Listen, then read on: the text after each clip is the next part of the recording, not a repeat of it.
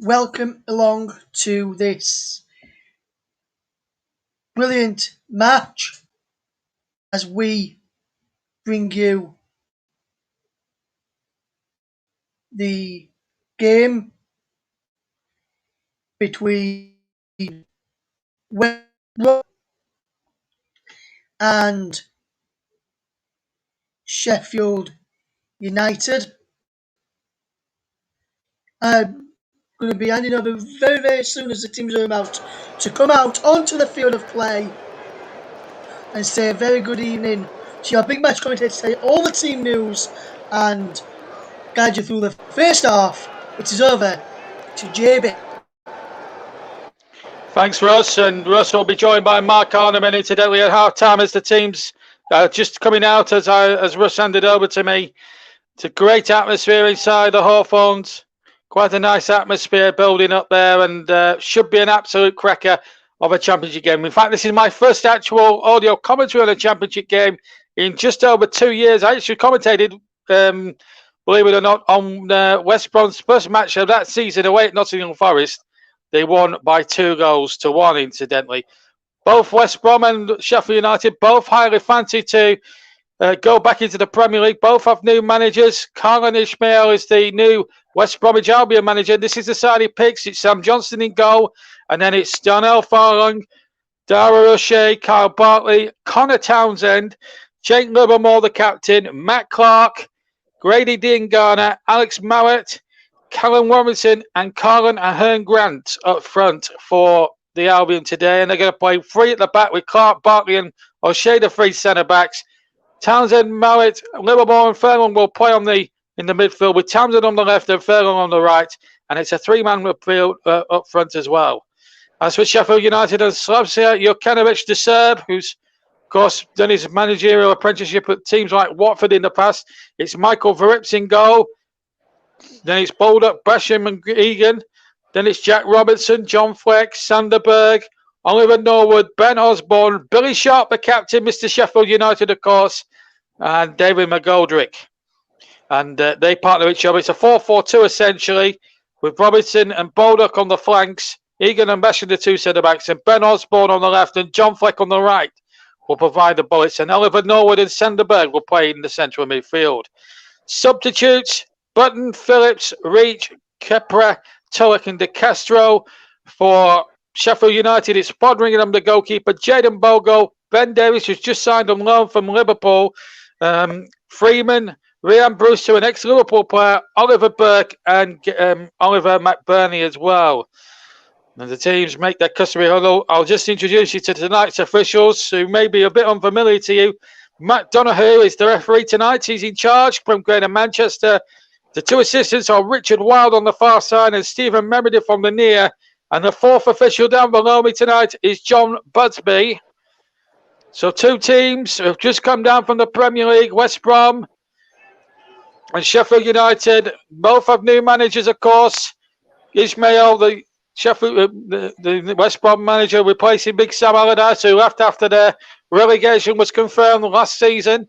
And Jokanovic, formerly, of course, of Watford and several other teams. So he knows what this is all about. As the both teams in their familiar colours. Of course, blue and white stripes, West Brom, the Baggies, and red and white stripes, Sheffield United. We're all set to go here. And the players, of course, take the knee in the ongoing battle against racism. And, of course, coloured footballers were first introduced at West Brom with the 3 degrees, of course, back in the 70s. Brendan Batson, Cyril Regis, and the brilliant late great Cyril Regis, he's late great as well, and Laurie Cunningham, who's probably one of the best skillful players that West Bromwich Albion have had in their history. Bagged himself a move to Real Madrid. And they were brilliant in a never to be forgotten old First Division match in New Year's Eve 1978 at Manchester United, where they won 5-3. If you don't believe me, there's plenty of video highlights of that match on YouTube. And believe me, you wouldn't want to miss highlights of that one, because I tell you what, I've looked back at it and it's a cracker. Right, anyway, we're underway. And whilst I was giving you that history lesson, and West Bromwich Albion have got the first throw in, it's going to be taken by Darnell Furlong, who who plays, of course, on the right-hand side of a four-man midfield. And he's dried the ball up on the near side. It's almost in line with the edge of the area as the throw comes charging in. And the ball is knocked in there and a goal already with inside what? 1 minute and 6 seconds. Robinson tapped the ball in, but I think the flag has gone up for offside. There's a bit of a crowd scene inside that penalty area.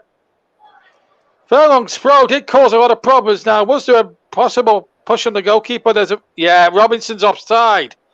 And it comes off him, and of course, he becomes active when he's offside there. So the referee assistant there, good spot there by Steve Meredith. But almost the dream start for West Bromwich Albion inside 90 seconds at the Hawthorns. And of course, we'll keep you up to speed, of course, what's happening around the country tonight, because we've got some championship scores now. Already a goal in the game again. These are from last night. There's some scores from last night, as you can see, but we'll try and get you up to date throughout the evening. There's matches that are already underway, of course, at not too far down the road, involving Birmingham City, who beat Sheffield United on opening day. You may remember by a goal to nil. And our old colleague Matt Isles is instead you not too far down the road at St Andrews, commentating on that one for the Birmingham Football Club channel. And we wish, of course, Matt Isles is obviously missed by us all, but nice to see our old colleague really doing a splendid job there. And I just wanted to give him a mention while we were on the subject of Midlands football. Anyway, Sheffield United, 1 point from their first 2 games. West Brom, just the 4 points from 2 games, a win and a draw. Both amongst the pre-season favourites to go up back into the Premier League. Both are capable on any given day. Sheffield United really found the going very frustrating in the first game. Now, this is what happened. First header on where was by I'm just trying to work out who that was, number 9. Well, anyway, Callum Robertson was offside. It might have actually been Clark. He was well in there as well. So, anyway, it's a goal kick anyway, regardless of what happened before. And there's been a goal at Middlesbrough 1 QPR, and Petsu, after 7 minutes, has given Middlesbrough the lead up at the Riverside. Neil Warnock looking to win another promotion this season. Obviously, financials are a bit tight at Middlesbrough these days, but he's no stranger to winning promotions on a shoestring budget. Of course, Sheffield United, one of his former clubs. Of course, Warnock is a boy of blade, but he's not in charge of them anymore. Famously took the club up and was relegated the year later because of the Carlos Tevez affair. It still wrangles with certain sections of the club to this very day. 4 minutes gone then at the Hawthorns. Albion, West Bromwich Albion 0, Sheffield United 0, if you've just joined us. This is number 19, Robinson, Jack Robinson, getting the ball back. John Egan. A lot of people are surprised that he's still at the club. You consider that he's still highly rated and he's a good defender.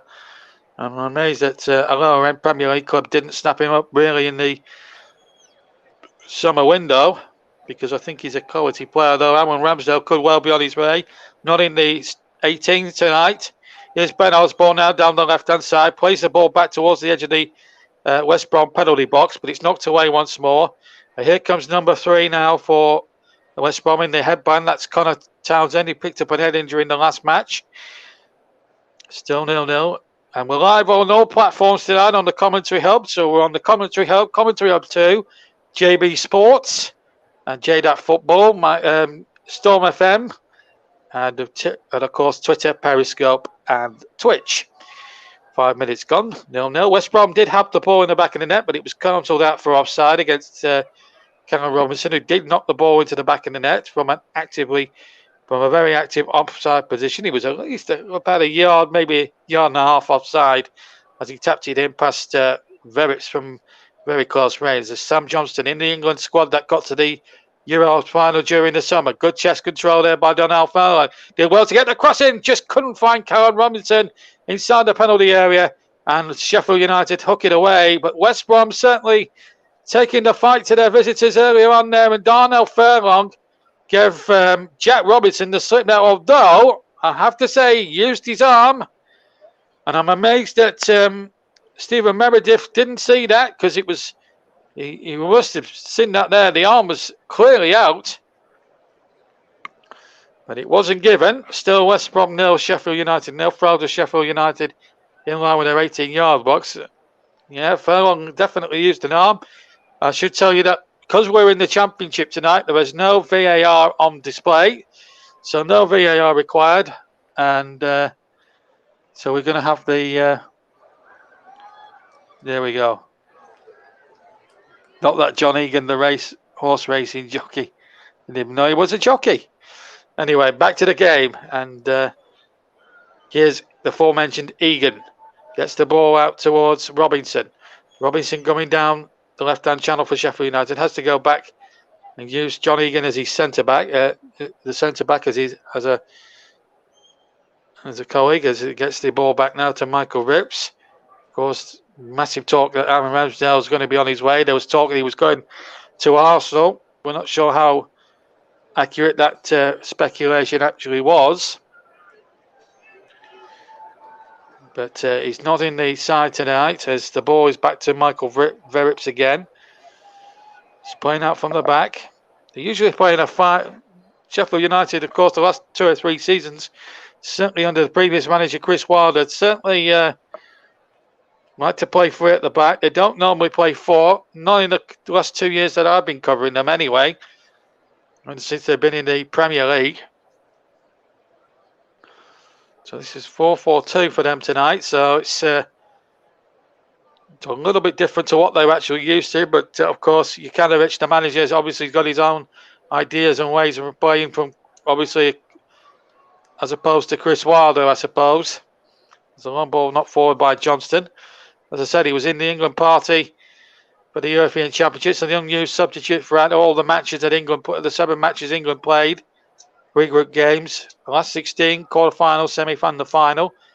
Did win a medal, did pick up a runners-up medal at Wembley that night, as Billy Sharp is fouled about 10 yards inside the Albion penalty area. Just to remind you where the teams are attacking in the first half. West Brom are attacking the goal to our right. Sheffield United attacking the goal to our left. So just to remind you there's the referee, Mr. Donahue of Manchester. So it's going to be Oliver Norwood. Player born in Burnley, incidentally, although he's never played for his hometown club.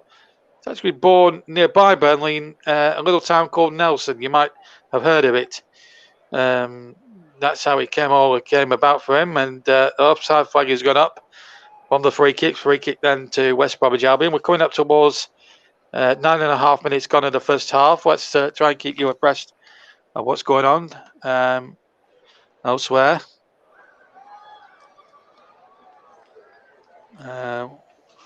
So at the moment it's Birmingham 0, Bournemouth 0, Hull 0, Derby County 0, Middlesbrough 1, QPR 0, and Nottingham Forest 0, Blackburn Rovers 0.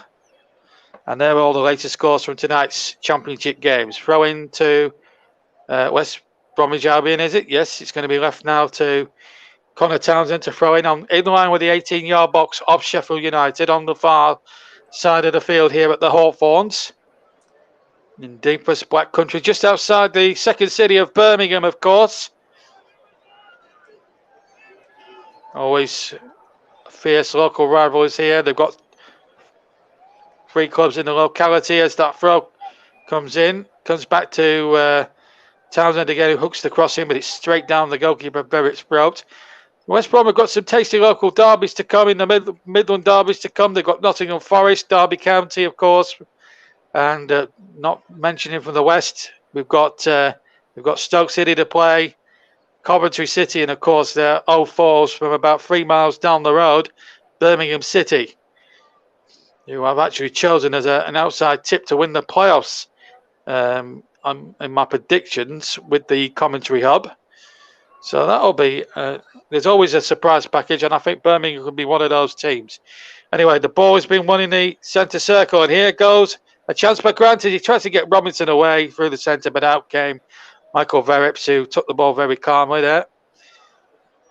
And looking good there, replacing Aaron Ramsdale in the starting lineup tonight. Of course, Ramsdale, the subject of much speculation of a move back to the Premier League. He was also a backup goalkeeper in England's Euro 2020 run to the final when they lost, of course, to Italy on penalties.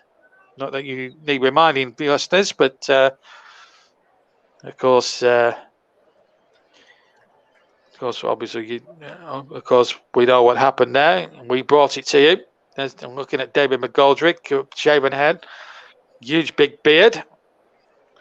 Make Captain Birdseye look redundant.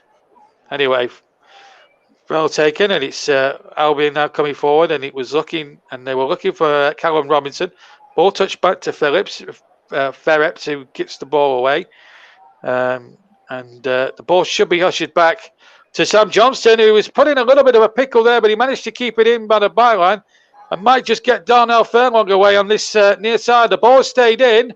Here's Furlong getting the ball in there, little touch back, and in the end, the Albion attack broke down because Robinson tried to play a 1-2 there and just couldn't succeed in doing so. And I think he was trying to get Dengana in down that right-hand channel. And in the end, West Brom made a little bit of a Horlicks of that. And here's Norwood now to win it midway inside his own half. And Norwood trying to get the ball forward. Well cut out there by Bartley. Now the ball knocked forward. A long ball now looking again towards Dygana. And he keeps it in there. And he couldn't keep it in by the quarter quadrant. It is a throw-in just by the near quarter quadrant. Excuse me, to Sheffield United. Excuse me there, folks. Just a little sneeze. Just a little sneeze there as well. Celtic in the Champions League 1-0 against AZ Alkmaar. That's actually a Europa League game. Van Ashi has scored the goal in that game.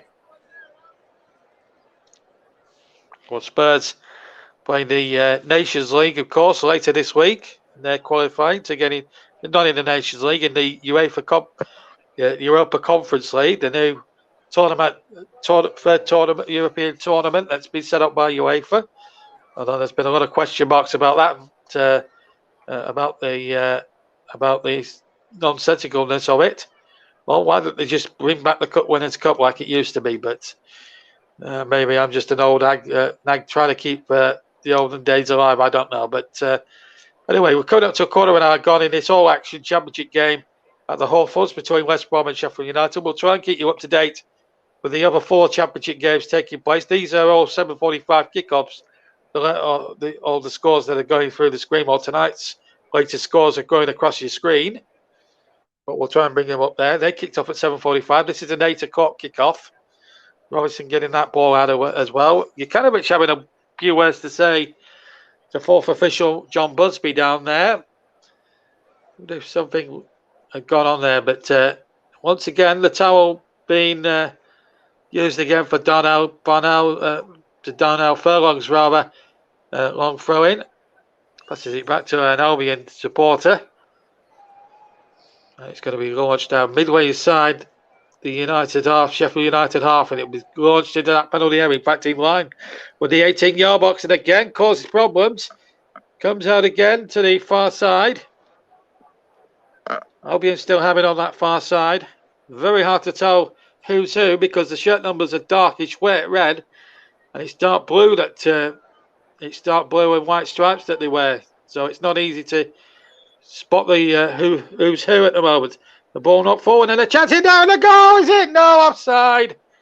And I think it was Grant this time. He may have been flagged offside by Stephen Meredith, who's got the 2 offsides, I think, completely and utterly right. Let's have a look at that again. Was it? Well, it's nodded back in. Yes, I think he's just off there. There wasn't much in it. Certainly on the second phase. Certainly was on the first phase. And certainly was on the second phase. I think the referee and the assistant here were absolutely right there to disallow that goal. And here come Albion again inside the penalty area again. They're having a good bit of joy, but Sheffield United having a few problems here. Free kick to Sheffield United, foul on McGoldrick over on the far side. It was Matt Clark who tagged him there. One of the three centre-backs in the Albion side. 16 gone. And it's 0-0. 2 goal. And yeah, the game against Pacos de Ferreira. And no Kane in the squad for Spurs. So that tells you that Kane could well be on his way then to Manchester City. A lot of Spurs fans at the moment saying that Kane should go because it won't settle. I mean, they didn't really need him on Sunday, did they? When they beat Manchester City, Sung Yong-min took his goal ever so well. Jukanovic's side are certainly under a lot of pressure from these long throw-ins. That's almost led to 2 goals, both disallowed. But no legal goals have been scored here tonight in this game anyway. Let's have a look what's... we'll try and get a recap on what's going on elsewhere as soon as we get a breaking play. But if you are listening to us without TV, the score will be flashing on a little ticker at the bottom of your YouTube screen. As number 19 then, Robinson takes the throw-in, back to John Egan. Egan now inside his own half, looks for Basham. Basham gets it out to the far side. And that's knocked forward again. And Baldock has lost it, but Basham now to hook it forward. A long ball over the halfway line. Deep halfway inside West Brom's territory. It's nodded away for a throw-in by Dara O'Shea. And it's a throw to Sheffield United, almost midway inside the West Bromwich Albion half of the field.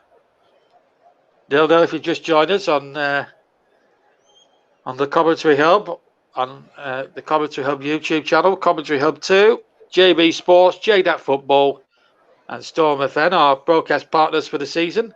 Our streaming partner is Melon, and of course we're also on Twitter, Periscope, and Twitch as well. If you want to join us on any of those platforms, if you've not got YouTube, you can join us on those 3 other platforms as well. 2 goals for Albion, disallowed for offside on both occasions as Sam Johnston's got the ball now in his hands. 18.5 minutes gone here at the Hawthorns. West Bromwich Albion 0, Sheffield United 0. On kick from Johnston towards the edge of the area for Sheffield United. Headed away coolly there by John Egan. And now a free kick surely given to Sheffield United. It was a foul there on Sander Berg. And a free kick just inside the centre circle. Still inside Sheffield United territory. It's a big long bomb there from Sam Johnston that had John Egan having to concentrate like mad. And in the end, he was up to the challenge, and Sheffield United now won a free kick just inside their own half. I don't even know whether he's going to take it, and he's played a dangerous ball out towards the far side there, where he found George Baldock there, and Baldock has to get it back to Chris Basham. Basham then knocks it back to his goalkeeper, Verips, who's been beaten twice, but illegally twice for offside. And we'll keep you up to date with Celtic and how they're going in their Europa League match as well. Also elsewhere, we've got Middlesbrough 1 up at the moment. Hull and Derby are still level. Wayne Rooney's side beaten against Peterborough. Things don't get any easier when you're at the bottom end of the championship. Wayne Rooney has been hounded in the press for all sorts of things off the field. We'll have to keep an eye on that. Here's Sharp inside the area for Sheffield United. What a good tackle that was. And he had to time it well there, O'Shea, because Billy Sharp inside that penalty area, as we all know in the championship, McGoldrick had played that ball forward, and O'Shea did really well, just got a foot in there, and he had to time it there. Bartley was beaten to the punch there by McGoldrick, and Sharp was nicely tackled there by Dara O'Shea, kept his composure, kept his cool. Otherwise, I would have fancied Billy Sharp certainly inside the last 6 or 7 yards of the penalty area towards goal. You'd have fancied him close range to score the opening goal for Sheffield United, which, let's be frank, would have been totally against the run of the play. Anyway, Albion have it again.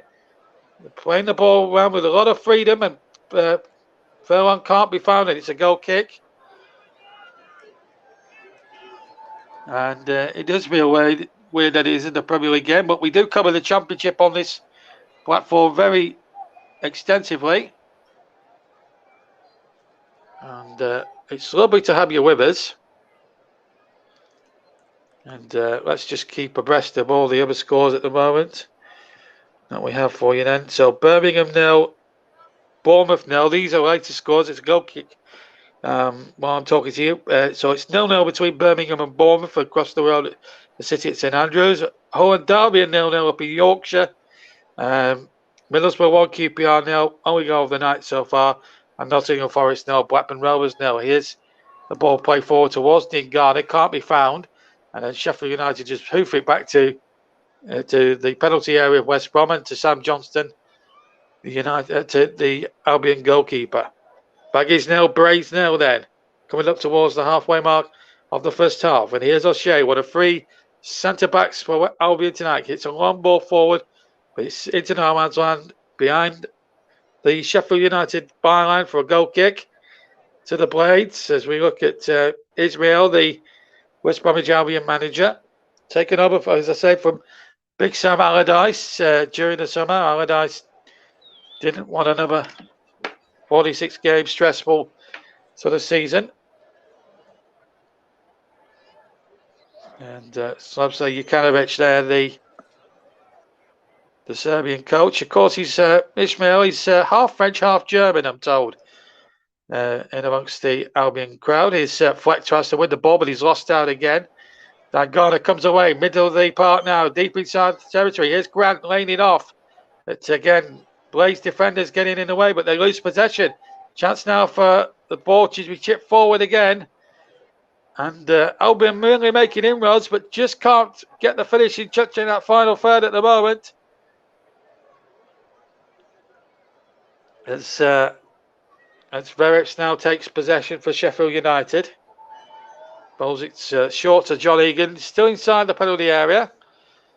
And plays out from the back. Very dangerous play. A lot of teams now in all divisions, most teams, apart from possibly a few teams, including Burnley, that do like to play out from the back. And here is Michael Verrips again. He again gets it to the left-hand side of John Egan. Now, a chance now for Robinson to get the ball forward. With a touch back, and Robinson might get on the end of this one too. Osborne is in there very strongly there. Fleck was there too. Bartley now to knock the ball forward for Albion. And the header was won there by Basham, half-headed away. Little game of head tennis going on inside there, but here's Dan Garner. Dean Garner now towards the area. Furlong is there on the right-hand side. Furlong's first time cross, it's Robinson. It's a corner to West Bromwich Albion. We've had 24 minutes of the first half at the Hawthorns and still no breakthrough. 2 goals for Albion, both disallowed. One against, both against, I think, Karen Robinson, as it turns out. We've waited 24 minutes. It's the first quarter of the match, incidentally, of this game. But of course, I'll have to choose a man of the match. And man of the match, I'm proud to say, this season are sponsored by Commentary Services. Anyway, it's going to be the corner to be taken by Alex Mallett, number 27. Mallett will take it left-footed from the right-hand side. Near side as we look. As Mallett steps up, goes short here, and they left an Albion player. It might have been Livermore completely unguarded, undetected. And Osborne, or rather, sorry, Fleck knocks the ball out of play. A couple of Sheffield United players just feeling a little bit. Ben Osborne being one of them at the moment. And I'm just looking to see if there was anything untoward. Osborne has injured himself in blocking. In fact, it wasn't. It was, in fact, it was Grant who had the shot, which was charged down by Osborne. It's going to be one of those Darnell throws again. He's used his little trick of wiping it Dave Challoner style with the towel. Still deep inside Sheffield United territory. And the referee is just stopping him from throwing it in because there's a lot of jostling and pushing inside that Sheffield United 6-yard box. 25 minutes gone, nearly 26 gone at the Hawthorns. Still 0-0. His fella comes up, throws it into the penalty area. Long and direct, and a header, one and a goal! And this one does count this time. West Bromwich Albion go in front. They haven't marked up on the Darnell Furlong throw. And I'm just wondering who got the touch there. Well, Furlong is upon the supporter that threw him the towel. Sheffield United aren't too happy about they'll probably complain. There's the throw. I'm just going to work out who got the flick there because it was a bit of a crowd scene. Let's see who got the touch. It was an own goal. Just trying to work out who it was. And it was Robinson with the own goal. So Albion in front. It's an own goal by Jack Robinson. That took a bit of sorting out. He's backhanded it past Michael Verrips. And West Bromwich Albion are in the lead with 27 minutes of the first half played.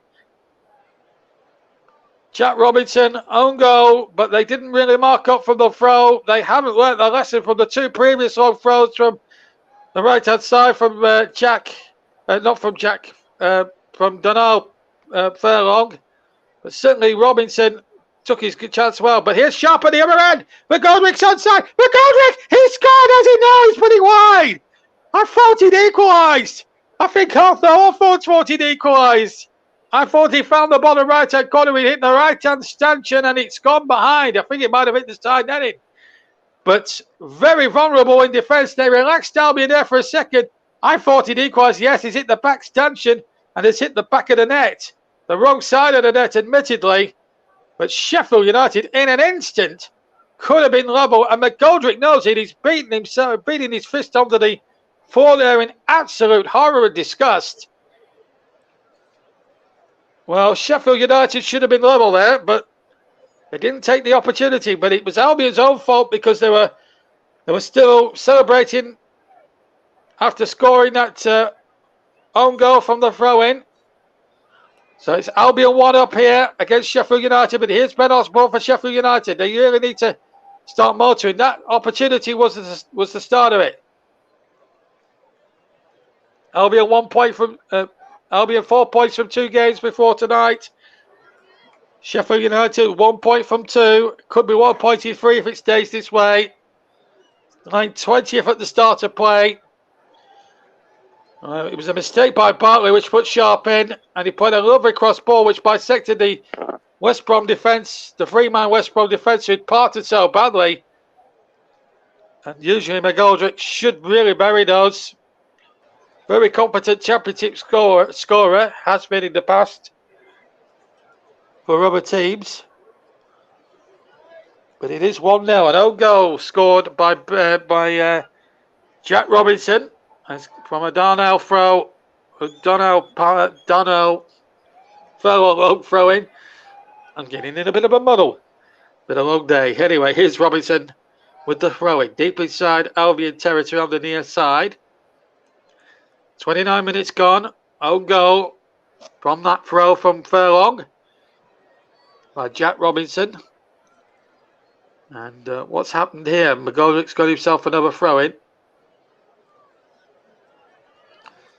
And there's a little confrontation. I think McGoldrick and Livermore are having plenty to say for themselves. And I think referee Donahue wants to have a word or two. Yeah, there was just a little bit. Furlong barged into McGoldrick. McGoldrick had a little go back at Furlong. Raised his finger to his lips there. And I'll be amazed if McGoldrick doesn't get in the book. He's going to get a booking for that. And McGoldrick knew exactly what he was doing. It's retaliation. He can't get away with that. McGoldrick's furious about it, but I've seen the replays, and I'm sure if you're watching this game and listening along at home, you've seen the replay as well. I don't think McGoldrick had a case to answer, so he's now the first recipient from memory of a booking. And Darnell Furlong now will take the throw. Albion 1 up, on goal from Furlong's long throw by Jack Robinson. I'm sure the lads back in the studio will have a few words to say about that. Are West Brom allowed to use towels and all that? There'll be a lot of controversy over that. But anyway, back to the game, and it's Berg now on the break, and he's won himself a corner off Bartley. On the near side, it's Sheffield United's first corner of the match. Goes after half an hour. This is what happened. Furlong just barges into him a little bit, and there's no need for McGoldrick then to react like that. I think that's indefensible, really. Anyway, it's a corner kick to United, and it's short now. Back once more. Well, it's a bit of a disappointment, really, as the ball is chipped forward now towards the back post. It might turn out to be an opportunity there, and Robinson in there with a half chance inside the area, which was blocked. Robinson, of course, tried to atone for his earlier own goal misdemeanor. And a little bit of a collision over on the far side. I think Townsend's one of them, and Billy Sharp the other. It's hard to keep up with the pace of this game, I'm telling you. It's definitely Connor Townsend who's gone down there. The man who's picked up an head injury he's wearing a bandaged headband. Bit of a off the ball collision, nothing untoward between Townsend and Billy Sharp. It was Billy Sharp, yeah, just a little coming together between Sharp and Townsend there. The free kick to West Bromwich Albion. And so far in the Championship, Forest 0, Blackburn 0, Birmingham 0, Bournemouth 0, Hull 0, Derby 0, and of course Middlesbrough 1, QPR 0. They're all half-time scores. I'm reliably informed. So they're all 7:45 kickoffs. This is an 8 o'clock kickoff. We're inside the last 15 minutes of the first half. And at the moment, it's Albion's night. By the looks of it so far, West Brom leading by a goal to 0. On goal by Jack Robinson.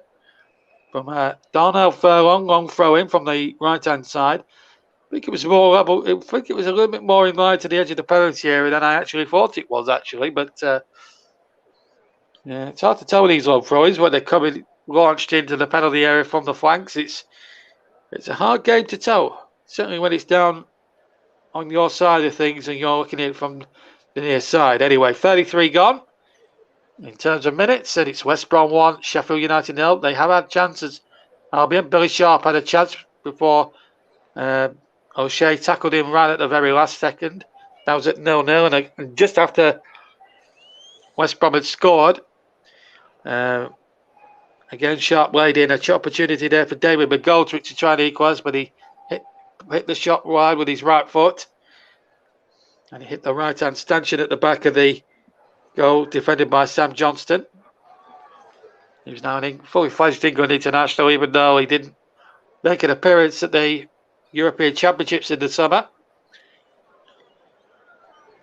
Why wouldn't you not make it? Well, not with if you've got Jordan Pickford in goal, who's keeping clean sheets left, right, and centre. There's no way Sam Johnson was going to get into the squad, was there? Anyway, here's Michael Verrett, who didn't have a prayer on the goal. That was nodded past him so far. This is John Egan, former Sheffield United skipper, of course. Down on it now with Billy Sharp these days. And here's George Baldock now bursting down the Sheffield United right-hand flank. Again, any potential Sheffield United attack breaks down, and the ball ushered back to Sam Johnston, who's not had a real save to make. Here's Connor Townsend on the far side now, the left-hand side for West Bromwich Albion. Back to Matt Clark, who's one of 3 centre-backs, incidentally, for the Albion tonight. Flicked on towards Diane Garner. But John Egan read the situation perfectly there. Used his strength, let the ball run out of play. And Sheffield United get the goal kick. With coming up now to exactly 10 minutes towards the break. Was any stoppage time at the end of the first half. Celtic are 1 up against AZ Alkmaar at half-time in the Europa League qualifier as well. Of course, Spurs in action later this week. Tomorrow in the Conference League playoff. No Harry Kane in the squad, which tells you everything you need to know about that particular saga. The more said about it, the better, really. As the ball is headed back by Egan, back to goalkeeper Verrips. who's had a decent game despite being beaten. It was an own goal which he could do little about from Jack Robinson.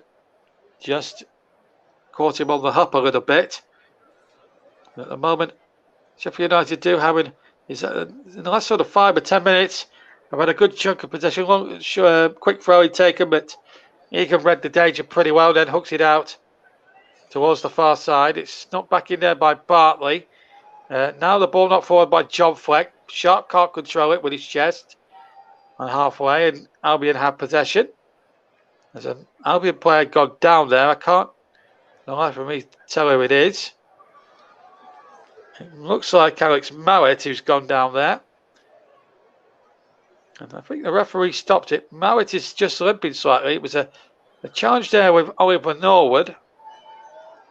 And it was a late challenge by Norwood, which wasn't spotted by Mr. Donahue, the referee from Manchester. But at the moment, all the other matches in sort of coincidentally, Birmingham 0-0, Hull 0-0, Nottingham Forest 0-0, but Middlesbrough leading against QPR, their own half-time scores. Celtic leading their match in Europe by a goal to 0. Their own half-times. We're about 8 minutes away plus stoppage time from our match coming to half-time here on the commentary hub. And Caelan Grant has won a corner for West Bromwich Albion, who lead by a goal to 0. On goal scored from a Darnell Furlong throw-in by Jack Robinson. It's going to be Furlong who's going to take this corner on the far side then. Right foot in swinger, I'm sure. Again, the usual suspects jostling and pushing inside the Blade 6-yard box at the moment. At the moment, the Blades are being blunted by a spirited Albion performance. Furlong will send this corner in from the far side. Flick on the near post, and it was a dangerous little flick as well. Couldn't tell who it was. Think it might have been Clark. It was Clark. Flicked it on at the near post, and it could have gone anywhere, but it's gone out for a corner kick to Sheffield United. Yes, just caught flicking it on there, and the ball running in out of touch. Let's see if it got the last touch. Well, it wasn't Clark. In fact, it was Bartley who got the last touch. Bartley, in fact, who got the last touch. I thought it was Clark from the initial naked eye, so to speak, but having looked at a replay from the reverse end to where we are, then it actually came off Kyle Bartley's head last, but it was a goal kick. We're absolutely sure as Grant tries to come charging forward once again. Here's Townsend on the far side for Albion, and Townsend lays the ball in there to Robinson.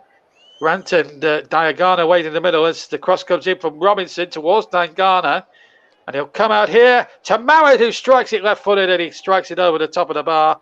And a goal kick to Sheffield United. And Alex Mowat, who's played in the Championship now for many, many seasons, knows what this league is all about, of course. Took it on the chest and then hit it left-footed, but hit it well wide and over the top for a goal kick to Sheffield United. Still 1-0 to West Bromwich Albion. You're listening to the Commentary Hub in association with our broadcast partners, JB Sports, Commentary Hub 2, JDAT Football, and Storm FM. We're also on Periscope, Twitter, and Twitch, and our streaming partner is Melon. You can download that app now. Plenty of nice things on it. Meanwhile, a throw in now to West Bromwich Albion. Conceded there by George Baldock from Sheffield United. The throw's been taken short there by Townsend, who crosses in. And did it deflect? I think it might have, you know.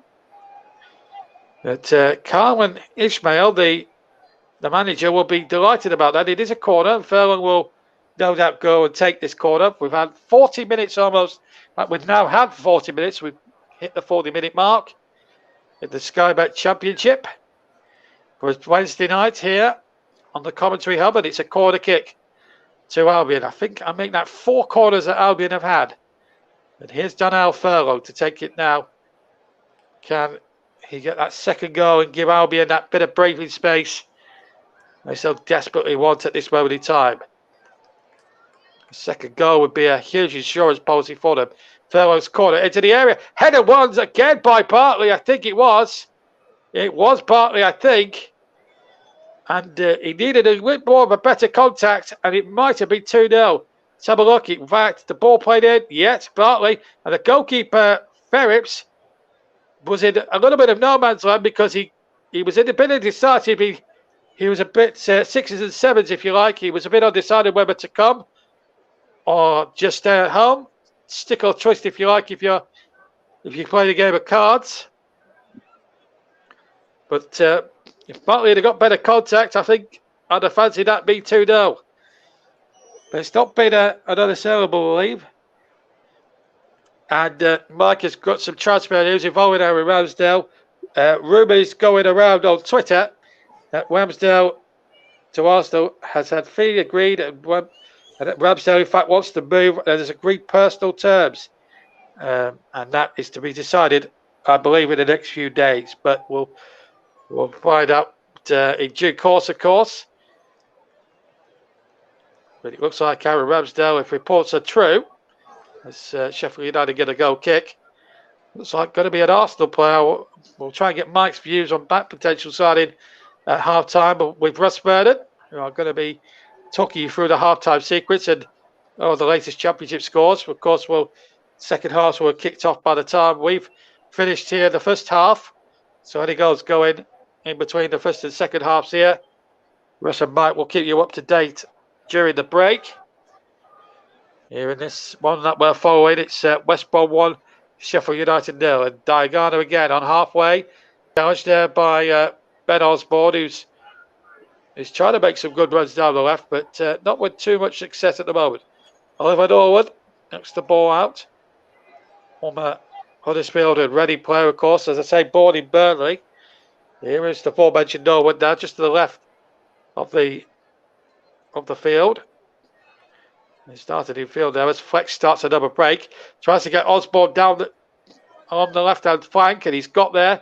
Osborne's cross from the left, gets a little deflection, but Goldrick's onto it. But Goldrick inside the area, he goes down, but tries to keep the ball.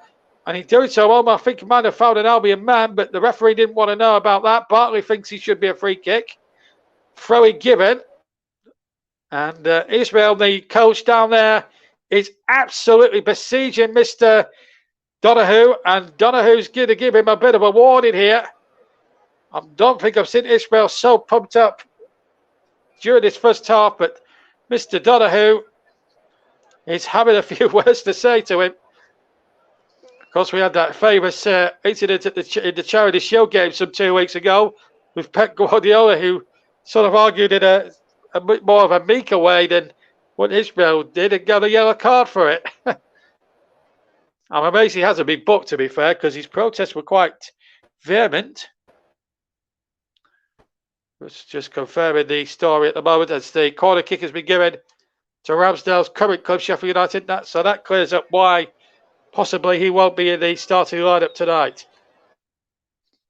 Well, we've about a minute of normal time to go here, deep in the Midlands, just outside of Birmingham. It's probably famous for its M5, M6 interchange, of course. And as the corner comes in towards the far side from Sheffield United. Knocked away once more. Bowler trying to run down the right-hand channel and might succeed in doing so. And in fact, it was Sander Berg who made the run. And it's a corner, I think, that's been given, according to the linesman on the far side. That's Richard Wilde. I haven't had to mention his name too much tonight.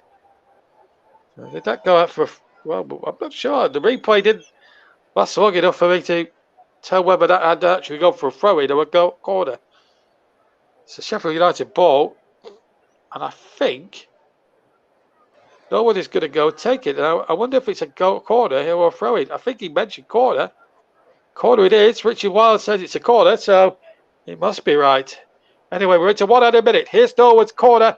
And Egan gets up and heads just over from about 7 or 8 yards out, just to the left of goal. And a goal kick it is to Albion. Well, I think in the main they'll be pleased with the... There was a bit of pushing and shoving, in fact, there. Again, Robinson involved. He's been everywhere that first half, Robinson. On goal.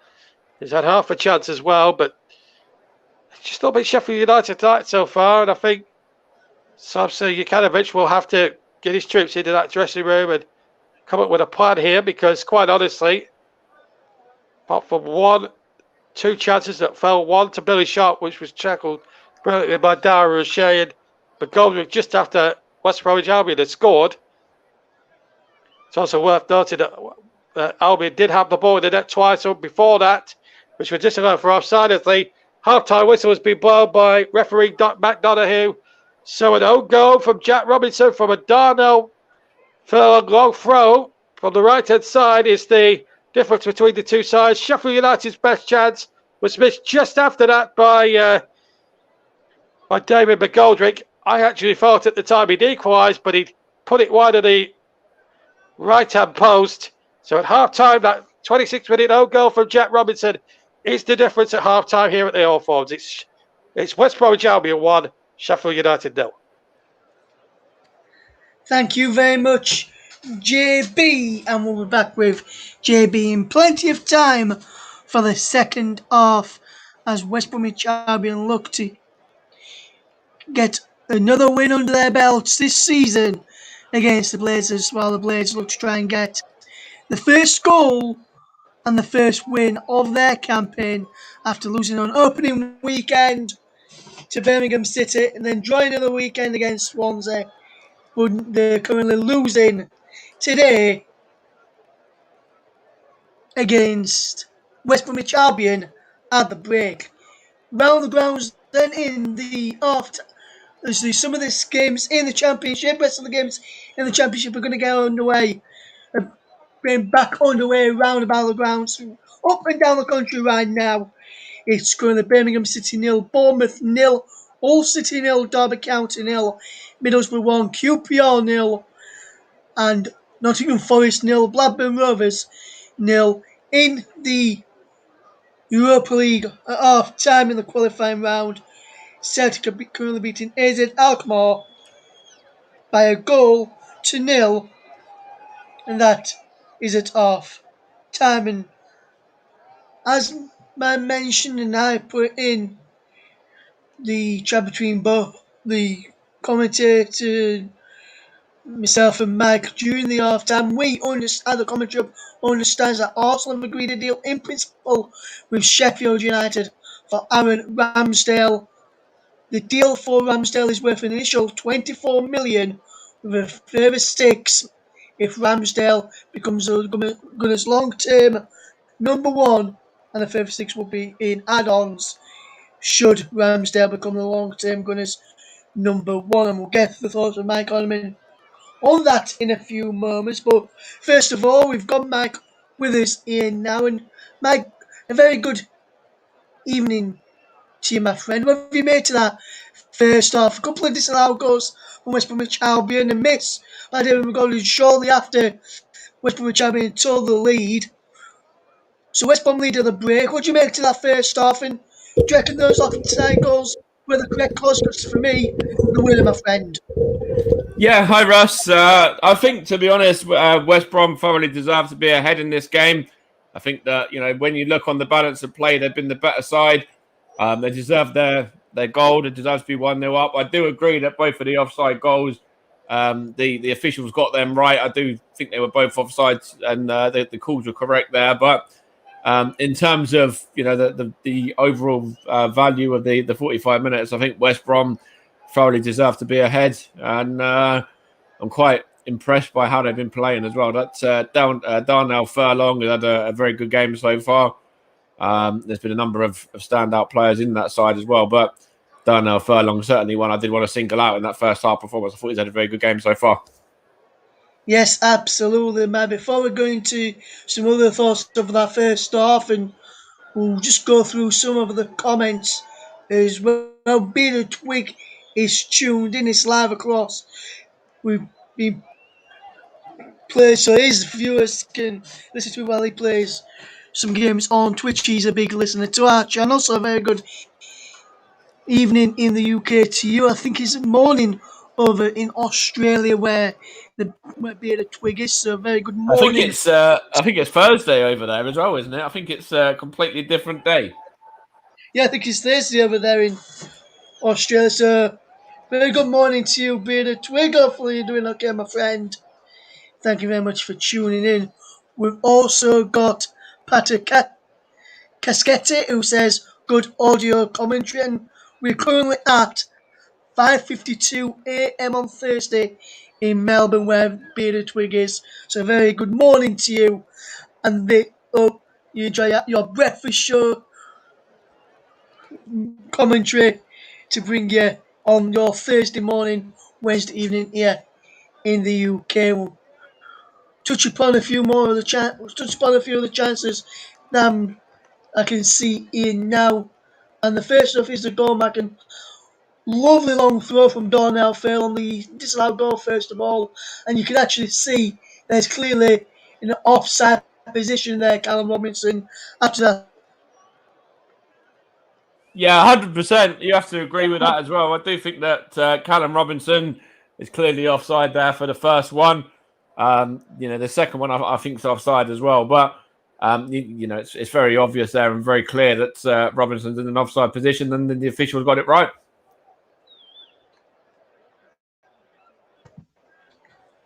yes, absolutely, Mike. And to me, this is the own goal now, and lovely, another long throw. They didn't really deal with it. Well, they haven't done all game. And Clark's just in front of Robinson, just putting him under that bit of pressure, which forces him to flick it beyond Verrips and put it into his own. They're very unfortunate, and I don't think even if you had, say, Leno, for example, or David Gay, Dean Henderson, someone like that in goal, Mike, I don't think even them would have probably saved that header there.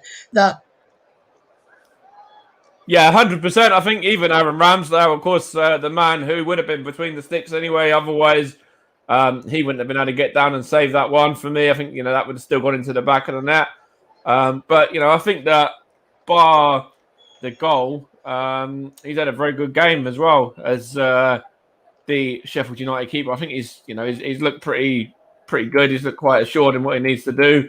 And he's made a couple of saves as well. So, apart from the goal, he's not had much else to trouble him or that he wasn't able to deal with. We've actually had a couple of goals as well, by the way. It's currently now Forest 0, Blackburn 1, and it's Ayala that's got the goal in that one. And QPR have just equalised at Middlesbrough as well, and that one was by Howson. And they've actually just seen Adebayo see red as well. So there's a few talking points there and a few bits of action in some of the other championship games as well for this evening's kickoffs. Thank you very much there, Mike, for bringing our listeners up to date with what the other scores are doing in the championship so far. During the second half, we'll put those back running across the bottom of your screen. We're currently at half time in this one, and while we're waiting for the second half to get underway, Mike, in our featured match today with JB. If you look at the deal, which we understand is going to be worth 24 million, then 6 million in add-ons, should have become the long-term number one at Arsenal for Ramsdale, Mike. Being an Arsenal fan, what do you make to that transfer news? And also, Martin Odegaard set to join Arsenal. Looks like that deal is going to go through possibly tomorrow, the Odegaard with Ramsdale deal not far behind. What do you make to those deals, Mike? Yeah, I like Martin Odegaard. I think Martin Odegaard's a really, really good player. I was quite impressed with him on his loan spell last season. So it's quite good to get him signed and over the line, in my opinion, because he did show a little bit of something different than some of the other players that Arsenal got in their ranks. And as for Aaron Ramsdale, I think Aaron Ramsdale was certainly an upgrade on Runnison. He's certainly an upgrade on Carl Hein. He's certainly an upgrade on Arthur Okonkwo.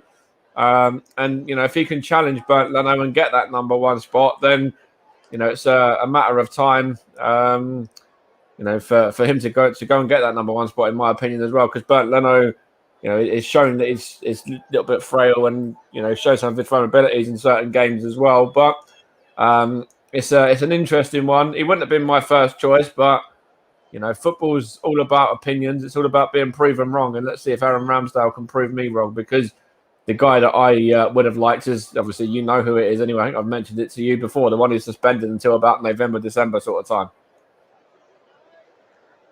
Onana is his name, guys. Onana. What's his name? Sorry for that bad on there, guys, with the singing. But getting back to the here and now, and if you look at that miss from the goal just shortly after that goal from West Bromwich Albion, that's the closest I would have to say West Brom have come from to conceding in that first half. Other times Sheffield United have got in the box. Some fantastic clearances for Sheffield United, Mike, and from West Brom to deny Sheffield United. Do you reckon that's the closest Sheffield United have really come for you? Yeah, absolutely. And it was almost a case of you're most vulnerable after you just scored as well, when it was only a matter of seconds after West Brom had gone 1-0 up, and Sheffield United probably should actually have been putting the game level straight away. So, for the Blades, hopefully they don't rue that missed opportunity there. But, be interested to see how they can come out in the second half, and whether they're able to create some more clear-cut chances and get the next goal as well. Yes, absolutely, Mike. Absolutely, my friend. And Mike, if I were to push you and ask you for a full-time score prediction in this game, what are you going for, Mike? Do you reckon Sheffield United will equalise, or do you reckon it'll end up being potentially 2-3, maybe even 4-0 to the... I think that West Brom, as the home side, I think they've got to certainly be up there and one of the favourites for promotion this season. And if they're going to do that, I think they have to get 3 points in a game like this as well. It's a massive game against a fellow relegated side as well, who were playing against them last season in the Premier League. And yeah, for me, I think they have to get the 3 points to put them up to third, I believe it will be in the table, and put them on to 7 points. But I think they probably, for me, will go on and get the 3 points, and that will really, continue their good start to the season as well. 4 points before now, and then that would, of course, take it to 7. And it'd be interesting to see if Sheffield United can come back. But for me, I think West Brom will nick this one probably by the odd goal. I'm going to go 2-1 West Brom as the full-time score. With a prediction thing that myself and you do, Mike, on one of the Facebook pages, I've gone for a 2-0 West Bromwich Albion win. So I'm hoping Sheffield United don't score. I'm just looking on the monitor I've got here of the Gladman goal away at Nottingham Forest, and a fantastic header there from Daniel Ayala. That's the only goal there. The other scores are currently going around the grounds. 0-0 at St Andrews between Birmingham and Bournemouth. 0-0 at the MKM Stadium, where Ulster are taking on Well, Derby County. actually, it's not 0-0. It is 1-0 to Derby. Derby have just gone 1-0 up, and it's Baldock that's given Wayne Rooney's side the lead after 57 minutes. That's just come through on my screen right now, in fact, as you were speaking. Yes, he's just come through to me as well, Mike. That one, just as I were mentioning that one, and then the other game is 1-1 between Middlesbrough and QPR, and is 1, and as I mentioned, 1-0. Unfortunately, Russ, I've got to jump in again. It's now Middlesbrough 1, the 10 men of QPR 2, and it's the Scotsman Lyndon Dykes who's just made it 2-1 to the visitors. Goals galore going in the other matches right now as we get ready for the second half in our feature match to get underway. You hear the voice there of Mike Orman with some updates, as I was mentioning those other scores. So the scores, as you can see across the bottom of the screen for tonight, we'll just run you through those just while we wait for the players are just about to make their way out onto the field for the second half. It's going to Birmingham City 0, Bournemouth 0, Hull 0, Derby 1, Middlesbrough 1, QPR 2, 10-man QPR 2, Nottingham Forest 0, Blackburn Rovers 1 is the other latest score. And as the players now emerge out onto the field of players, West Bromwich Albion made their way out for the second half. And while we wait for the other refereeing with us to get ready for the second half, it's time for me to hand back over to our big match commentator for the start of the second half. Staying through the second half, he's over to JB. Thanks, Russ. Thank you, Russ, who has really excelled himself in that half-time interval, putting the early bid in to an early entry in for potential Britain's Got Talent winner. Not, but joking aside, plenty of goals going in elsewhere there, as you heard at half-time from the lads, and I've got to be honest, we could do with some. I mean, we've had some good action in the first half. How we could do with some cracking goals for the second half. Both teams unchanged as referee Matt Donahue prepares to get this second half underway. So Derby in front, Blackburn in front, QPR 10 men are winning away at QPR, winning away at Middlesbrough, Birmingham 0-0 of course, and underway we go. And it's Sheffield United in the strides, attacking the goal to our right, red and white stripes, and of course dark blue and white stripes, the baggies of the Albion of West Bromwich Albion, who are boying their way at the spring stand to 3 crucial points. His Berets kicks away right-footed over the halfway line, but Goldrick jumps with Clark, who wins the header, and now Dan Garner takes it inside the centre circle. Ball breaks to Fleck. Fleck now goes back, and here's John Egan on the ball. Egan gets the ball forward right-footed, looking for the run of Sharp, and Sharp is there. Johnston just on the edge of his area. Took the ball, but he was an offside against Billy Sharp. Stephen Meredith there on the near side. The linesman there, just offside. Again, it wasn't much in it because it's a championship match, guys. We don't have the guessing game. That's VAR tonight. Whatever decision is given in these games, we have to abide by them, whether they're good decisions or not so good decisions. And a corner kick already to West Bromwich Albion. And in 15 into the second half, which means Clark and Bartley can come forward from the back. It's going to be Marriott to take the corner from the far side. And the Albion fans now just getting behind their team a little bit. There's quite a number of, there's about 2,000 down from Sheffield this evening in the Black Country for this game between two former Premier League sides who came down together last season. Here's Marritt's corner, left-footed, the goalkeeper flat, and then the ball's been knocked into the net, and I think it's been given. The goalkeeper flapped at it, and it's been turned in by Dara O'Shea, I think.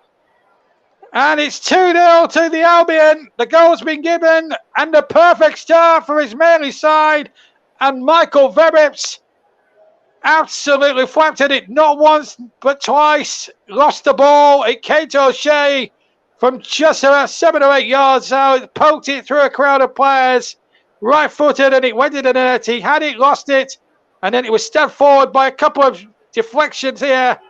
And Sheffield United's horrible start to the season is continuing apace. And Albion look like they're going to go to 7 points unless they surrender a 2-goal lead. No one on the line could do nothing about it. There's the goalkeeper. Had it, lost it. Had both hands on the second attempt. Completely lost it. Should do better for me. And if that's Aaron Ramsdale's replacement, I think Jukanovic may well have to think again.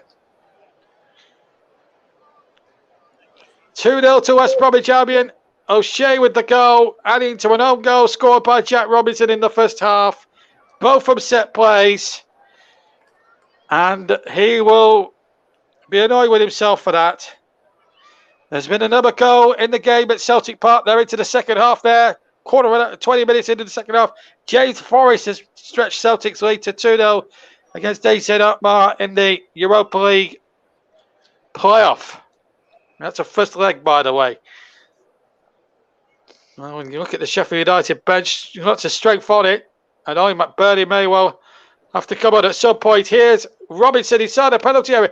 Robinson darting in from the left-hand side. Robinson shoots, hits the defender. Back to Robinson again. Good tackle there. No doubt at all. Albion fans were paying for a penalty, which wasn't even going to be considered by Mr. Donahue, purely and simply because Basham clearly got the ball. Headed one again. And eager to head that one away for Sheffield United, who've got a mountain to climb now. At the moment, it was 1 point from 2 at the start. It looks like 1 point from 3. This was the opportunity for Robinson. That's the direction it came here. And yeah, no doubt that Basham got the ball, and none of Callum Robinson. Basham, in fact, telling him in uncertain terms in Anglo-Saxon English to get to his feet. And I'm sure he'll understand much stronger words than what I'm saying at the moment. Anyway, the ball not forward and a chase on for Osborne. Out comes Sam Johnston playing sort of a Manuel Neuer sweeper keeper.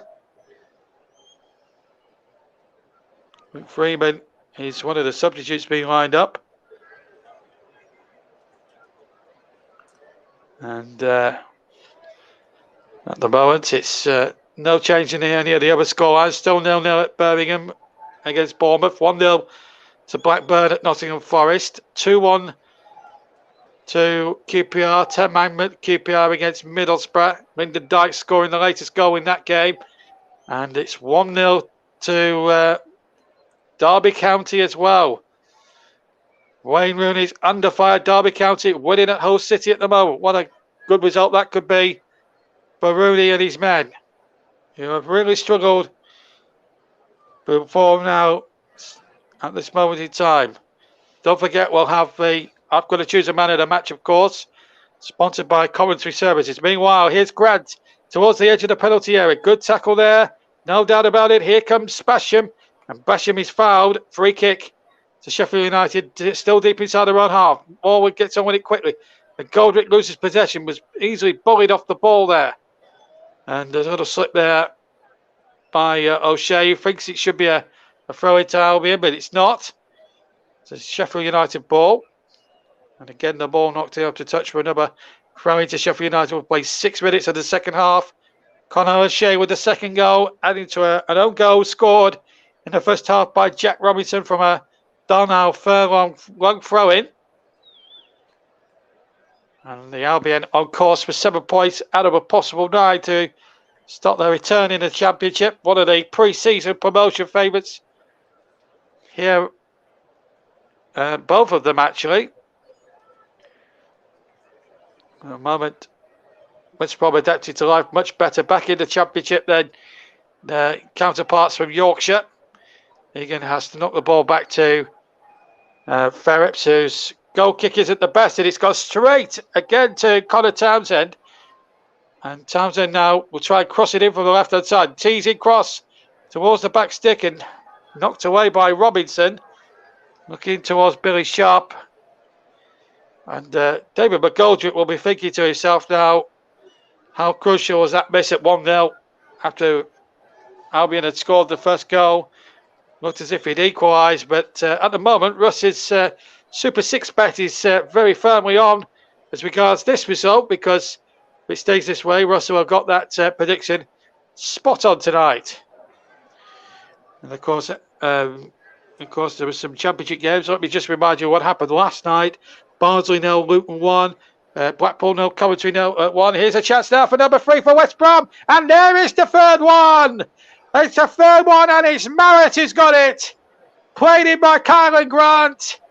And Marrett, from no more than 7 yards out, lifted it over Ferreps with his right foot. And it's a winning start. A winning evening for the Albion now. They go 3-0 up. Alex Marrett, the goal scorer. And he took it so well. Worth another look on the replay as I'm seeing. And really West Brom tearing Sheffield United absolutely apart. Ball's played in here by Grant. And no doubt Marrett timed his road to absolute tee. And just side foots it beyond Michael Verreps. And what a evening this is for West Bromwich Albion. It's West Bromwich Albion 3, Sheffield United 0. Alex Marrett with the third one. And Albion, one of the pre-season favourites for promotion and maybe to win the whole Championship title, perhaps. Well, they're making very light work of Sheffield United here tonight. And 2 quick fire second half goals has put them well in control of this championship match now. And Sheffield United are looking down the barrel of 2 defeats from 3.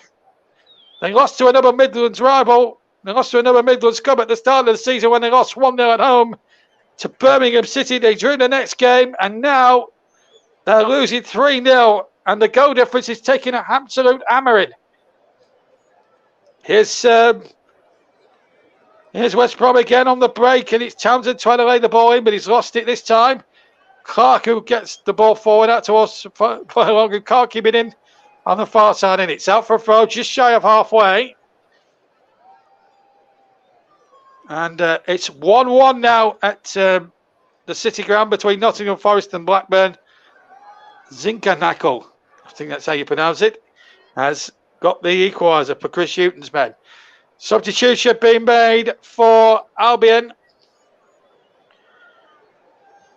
And, well, what a day it has been for them. 3-0 up, and now they can afford to rest a few players. McBurney being ready to come on for West Bromwich, for Sheffield United, I should say.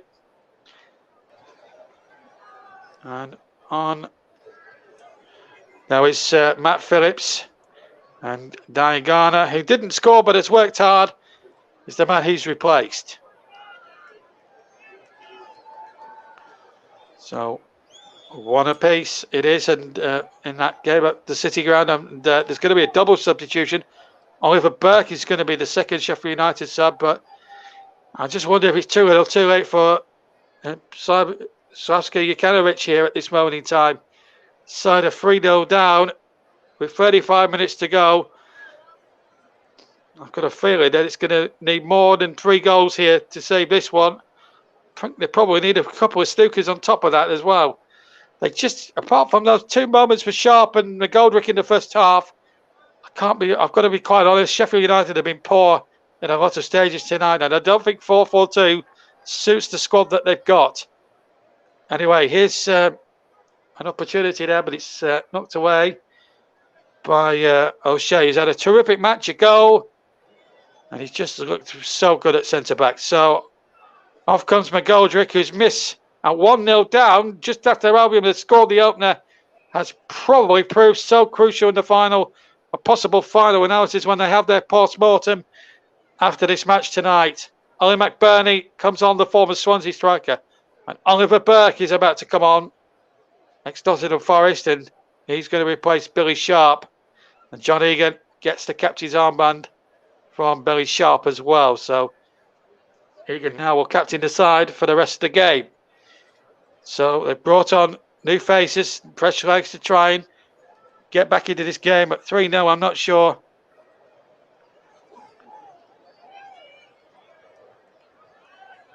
I'm not sure that sure it's going to make a big difference. West Brom on just behind on goal difference, but they will be going top of the championship or near the top of the championship tonight. They were 7th at the start of play as being stood, but of course it's going to get a bit better for Albion at the moment. Fulham are the team to beat right now. They knocked 5, I think, the other day against Huddersfield Town. So no slouches.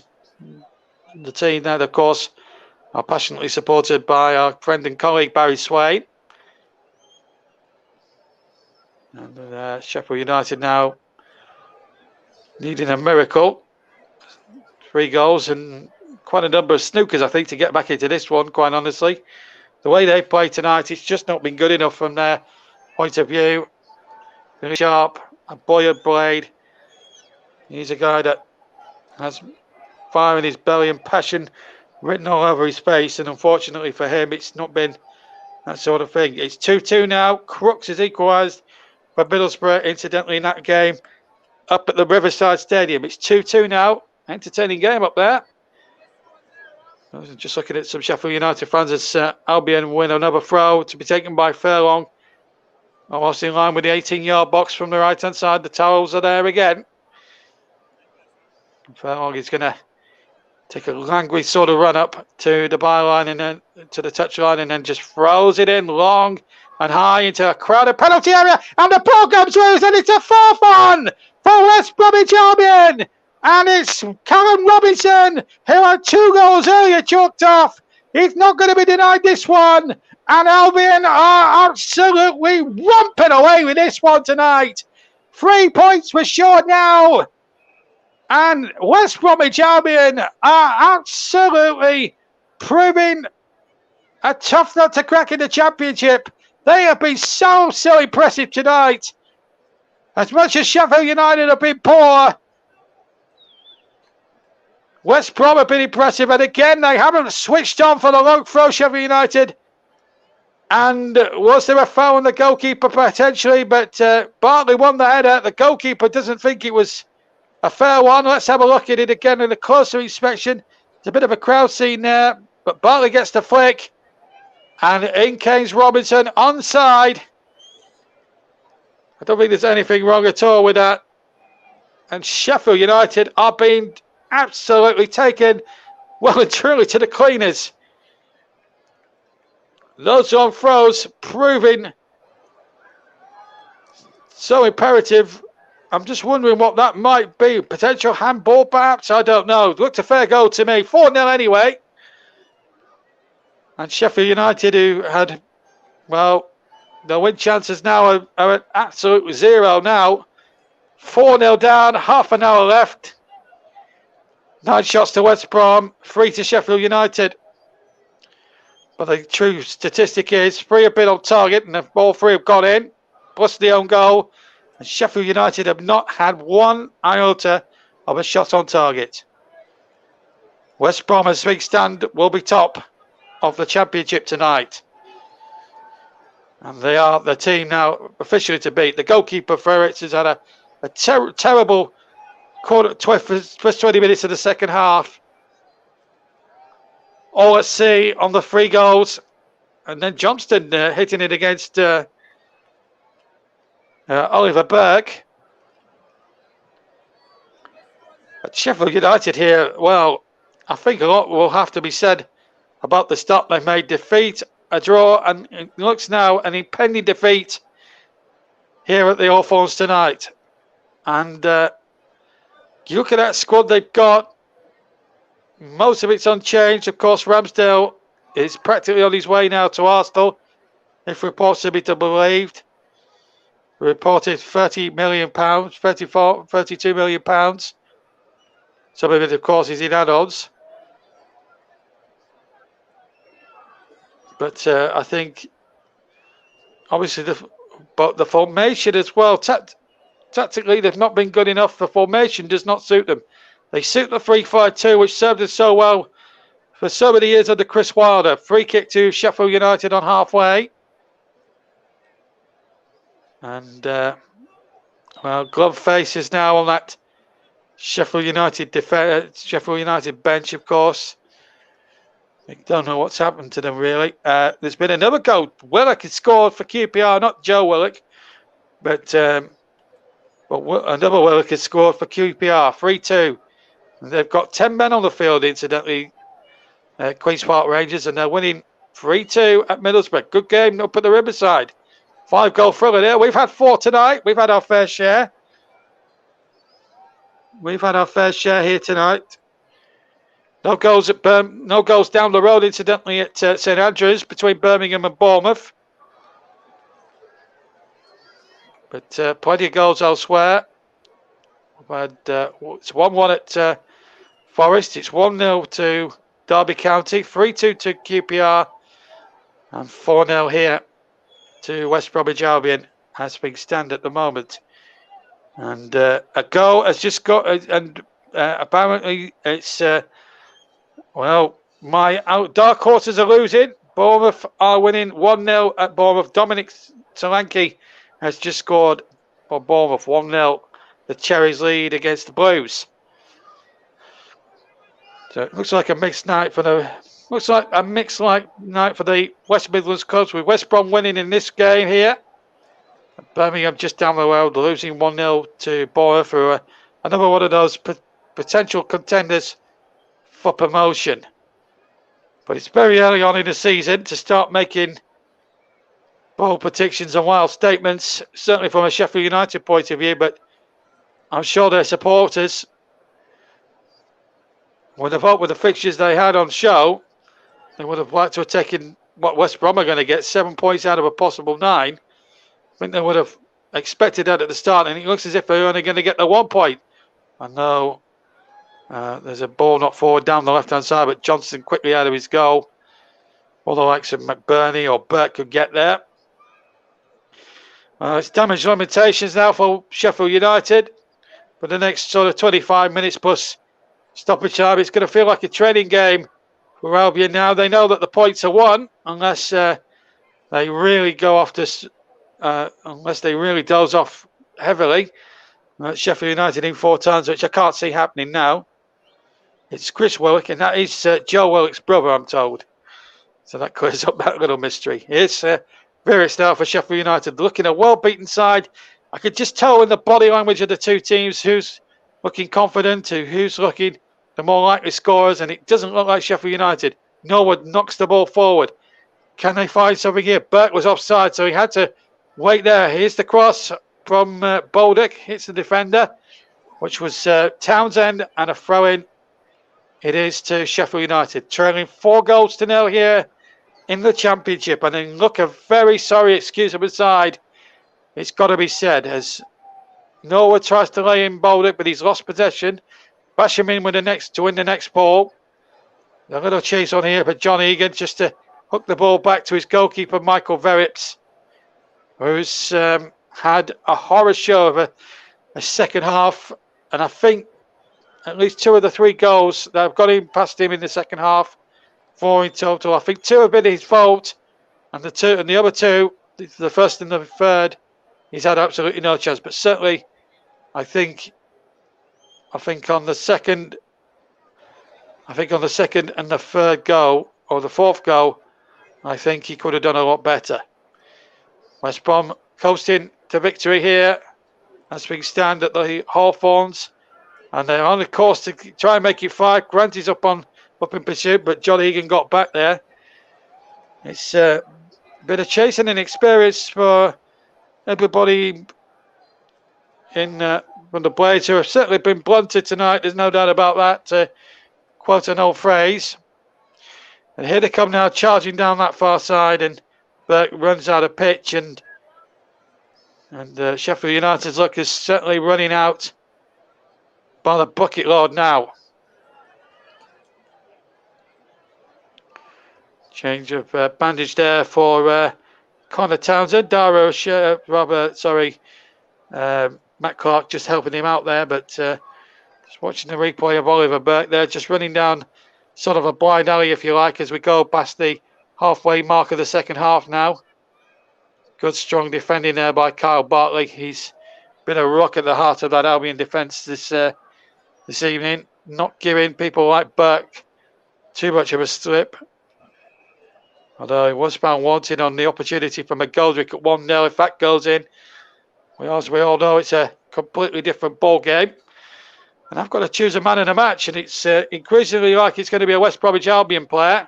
Here's McBurney in pursuit on the right-hand side. McBurney's cross, looking towards Burke, and a good challenge again. Bartley getting back there, and the very last second just to just put him off the scent a little bit. Basham now under pressure, and the ball ushered back. I think there was a foul there, actually. Free kick. It is to Sheffield United, who trail by 4-0. And the ball not forward now towards the far side. Osborne trying to take on Furlong on this far side, the left-hand side. And it goes to Fleck. Fleck now has to turn. John Fleck. There's the cross coming in, and too close to Johnston from the left-hand side, that cross. Really poor cross there, and Sam Johnson said, I'll take that, no problem at all. I've got that under complete and utter control. But positive from Sheffield United. There was the chance there for Burke. And well read again. And in fact, I think it might have been Callum Robinson who got back there. No, I don't think. No, I'm not sure if it was Callum Robinson. But anyway, doesn't matter. Whoever got back there did a good job. So to have So West Bromwich Albion tonight, 4-0 they lead, and then looking so comfortable now as the ball is now with Phillips. And Phillips now running towards the area, trying to lay in Robinson, and Robinson's inside the box. It's Callum Robinson. Turn back to the cross from Townsend, and that should have been number 5. It wasn't. Darnell Furlong came charging in at the far post, the right-hand post, and from inexplicably from something like 4 yards out, has managed to side-foot it over the crossbar. It's lovely football again from Albion. Lovely first-time cross from Connor Townsend. And, well, you have to fancy Darnell Furlong even. I think he should score there. May just have got underneath it a little bit, but if it had gone in, I don't think no one would have begrudged Albion a fifth. It may have actually shaped the centre of the crossbar as well as it came flying in there. But it's been a 4-star performance by the Baggies, who have really blunted the blades. Ball has been lost rather silly there by Berg. And the body language tells you that Sheffield United look a sorry side now. We're inside the last 20 minutes of this game. 7 fouls committed. It's not been a dirty game, just the 1 yellow card. 7 fouls committed for Albion, 1 to Sheffield United. So it's been a good all-action game. And the referee, Donahue, is actually going to be given a bit of credit because he's given the game every conceivable chance to flow. And I like that in a referee where he's giving it every conceivable chance. I just love it when I get given games like this where I can just describe the action non-stop. Here's a chance now for Osborne, who wins a corner. Whilst that corner is going to be taken, let me just try and keep you up to date with what else is going on. His dad, Paul, would have scored that.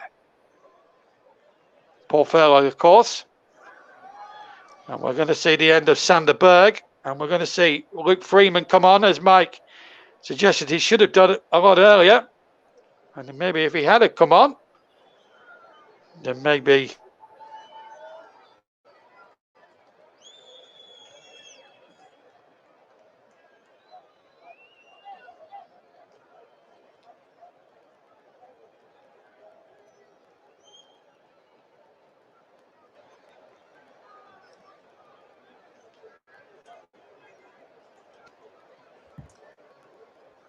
having a few technical problems with JB at the moment. We will get him back. I'm back. Very, very soon. I'm back. The Rovers have taken the lead in this Forest 2-11 on 86 minutes. Back to JB. Yes, I'm back there. Sorry, I switched off my mic, but by accident, a little bit technical issue there. But while I was away for about 2 seconds, we had a header came in, and Sam Johnston, who hasn't had that much to do, made a fantastic save. John Egan was about 6 yards out when he made that effort, and Johnston proving why he's international class at this moment in time with a fine two-handed save, just pushing it wide. And the Sheffield United supporters trying to look philosophical about the whole situation at the moment, but I'm not sure what they've got to be philosophical about. Their team have just been outclassed and outplayed. I think when they look back at the post-mortem later tonight, when they get back to the hotel or get back to Bramall Lane, they'll know that that chance at 1-0, if that had been taken by McGoldrick, I think we might have been looking at an all different ball game in the second half. But nobody expected West Brom to run away with it. We all thought it was going to be close. Certainly Mike and Russ did. Mike went for a 2-1 full-time score to West Brom, and Russ just went for a plain old 2-0.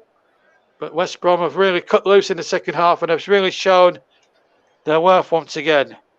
Anthony has just scored for Bournemouth down the road at Birmingham. 2-0 it is to the Cherries there, and Mike dark horses to win the playoffs, having a bit of a bad night at St Andrews at the moment as the ball is hooked forward. They still haven't made a bad start to the season. A draw and a win from the first 2 games. Drew 0-0 against Stoke, and in a game really that they had a lot of chances, but no Birmingham win for Matt Howells tonight, our old colleague at the commentary hub, and another foul there on a West Brom player. It's Furlong who's gone charging down. Of course, the son of Paul Furlong, ex-Chelsea, of course. And there's going to be a card. Is it from McBurney? I think it's McBurney. I don't know who the referee, just trying to go through the motions. Let's have a look. Yeah, it's blatant obstruction there from Ollie McBurney. I think it's made out of frustration more than anything else, and you can understand why he's done it, but there's no excusing that. Has he not been booked? I don't think he's been booked. It's just a free kick to West Bromwich Albion. It's a game that's remarkable in the sense that we've only had one yellow card. Mind you, we haven't seen too many clear-cut, horrible challenges. We did have a bit of a flashpoint, of course, with earlier on, but really nothing really to write home about at the moment. It's not been a dirty game. McGoldrick was the man who got the booking, incidentally, because of his misdemeanors with Furlong, who's now going to take another long throw. And in line this time with the 6-yard area of Sheffield United. Now, the long throws have been very profitable. There's been a red card at Nottingham Forest. Jordan Lawrence Gabriel has been sent off. So, Forest, sorry night continues as their sorry start to the season continues.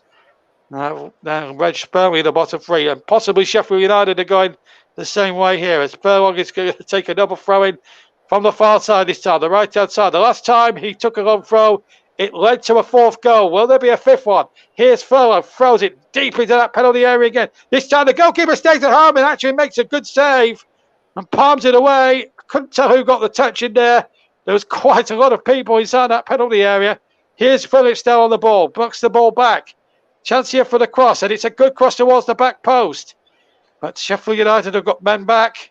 We'll try and get a replay and try and work out who got the header in for you in just a second or two. But what I can say is that those long throw-ins have proved so profitable for the Baggies tonight, the West Brom guys. And I think Ferrets now. Let's have a look who got the final touch. It was Bartley, I think. Let's see. I'm just looking there closely. Yeah, Bartley's header. Good save from the goalkeeper.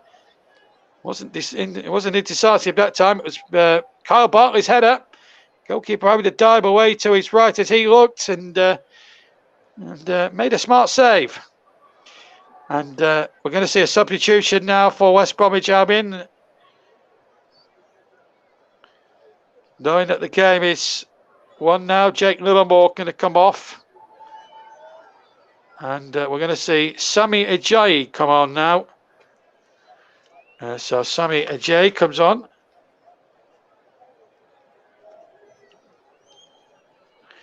So he now comes on, Sami Ajayi, number 6.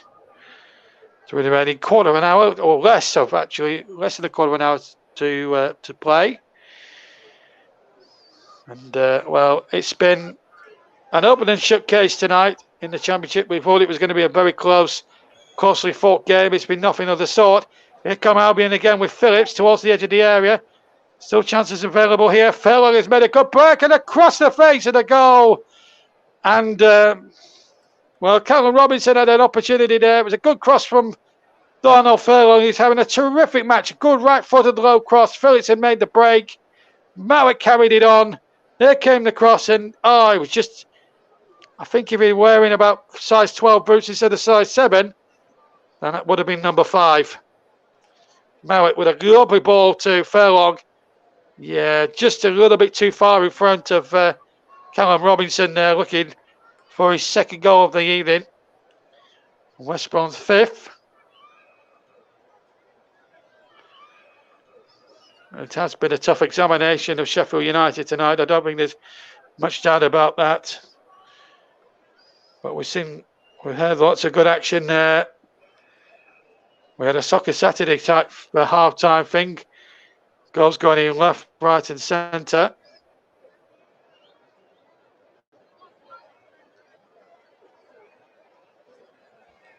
We've appeared to lose JB for a moment. We will try and get him back as soon as possible. We will try and re-establish our lines to JB. Just a few technical issues there, so I'll just run you through the game as we see it unfold. Obviously, Kanovich is on the screen right now, looking on as this Sheffield United side are losing by 4 goals to 0. with Sheffield United just having the ball at the back, just knocking the ball around. Let's hand back over to your match commentator. He's back over to JB. Thanks, Russ. And just again, I had one or two I just had one or two technical errors there, guys. So I'm back with you again. But with 10 minutes to go now, as we pick it up again, we bash him on the ball. It's really been a one-way traffic in terms of the way the game's gone. Here's Norwood now knocking the ball forward, but West Brom are certainly favourites for a reason. They've played some really good stuff throughout the entire match and have looked absolutely superb tonight. Very entertaining stuff. Sheffield United, well, Jukanovic has got a lot of work to do, I fancy, if they're going to have a real opportunity of trying to make a promotion push. With the way things are going, it could be doing as well to try and fight their way out of a relegation scrap, let alone anything else. Here's Basham now on the near side. Basham down the right-hand side. Uses Bolduc. Bolduc now has to turn back. Bolden trying to go around a blind alley, so to speak. He's probably made about 40, 50 yards and he's been tripped. So a free kick to Sheffield United. Full-time scores coming in now. Birmingham 0, Bournemouth 2. That's a full-time score. Not too far away at St Andrews. Time to play in this one. West Brom 4, Sheffield United 0. Bolduc winning the free kick. Been a tough old examination, and for Sheffield United, whose form has sort of dipping form has really continued in this calendar year. I think they'll be glad for the year 2021 to be over, quite frankly. We've got Clark just on his oranges there, just slightly injured, or maybe a little bit of cramp, I'm not quite certain. We've had nearly 81 minutes of the game. 4-0 it is. And here is Norwood to take the free kick, or will it be Oliver Burke? So we're going to see another substitution for Albion very shortly. And they've certainly had a good night at the office this evening. So it looks like Norwood potentially now with the right foot to swing this into the penalty area. Again, referee Donoghue just making sure that everyone's not jostling for position or illegally jostling for position. See what they can cook up here then from this free kick. It's going to be Norwood right-footed into the area. And a header one and well over the top. McBurney's header over the top for a goal kick. Full time at Celtic Park. Celtic 2, AZ Alkmaar 0, Hull 0, Derby 1. Great result for Wayne Rooney's men, and a vital result on the road when you consider that they had an awful away day against Peterborough. They were 1 up going into the last couple of minutes and lost 2 late goals at London Road. Off comes Matt Clark now for West Bromwich Albion with 8 minutes plus stoppage time left to play. And he's getting a standing ovation from the Hawthorns. Full house tonight. And they've enjoyed every minute. Adam Reach is going to come on for the final 8 minutes and enjoy the party now for the next 8 minutes here at the Hawthorns. Forest 1, you know who 2. And as a Burnley fan, I have to say that through gritted teeth. But they've got a victory now tonight. Here's West Brom. They've got a goal kick. And it's Johnson who kicks away right-footed. Furlong trying to win the header. 11 shots to 5 in West Brom's favour. On target. 4 for West Brom. Score 3. The other, of course, being an own goal. 1 on target for Sheffield United. Unfortunately for them, it's been a little bit of a classic case of too little, too late tonight.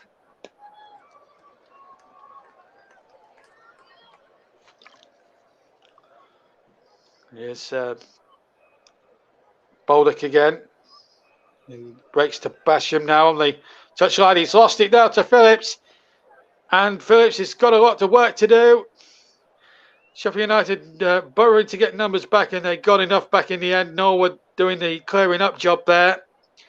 And now here's Luke Freeman. Freeman turning nicely away from the defender Townsend, but poor ball really, and Reach was able to knock the ball back. And in fact, there's a free kick given there against Barkley for a foul there on Luke Freeman. So a free kick then to Sheffield United with coming up to 6 minutes plus stoppage time left to play. Good running that from Freeman down the right-hand side. And then, yeah, just catches him with a flailing arm there, Kyle Bartley. So, yeah, chasing an evening for everybody connected with Sheffield United Football Club. But it's been all action here in the Championship this evening, and we brought it to you here on the commentary hub. There's a chance on the far side for Osborne. Knocked back again. Osborne again. The ball knocked back once more to Robinson. The ball crossed it back now. In a tough examination here. Freeman has to get the ball back to Norwood. Norwood turns. Norwood hooks it back to John Fleck on the halfway line. Ball crossed in there, and I've got to think of a man of the match in the next 2 minutes. I've got a couple of in mind. Here's Baldock now with a cross into the penalty area. Looked absolutely superb. And one or two of the usual suspects. I think Darnell Furlong could be one. Callum Robinson, you'd have to fancy being another. I think Dara O'Shea's had a good game as well. So certainly no shortage of candidates for man of the match this evening, sponsored by Commentary Services. And of course, you're listening to this game on Commentary Hub 2, JB Sports, JDax Football, and Storm FM, all our broadcast partners for the 2021 season here on TC Hub.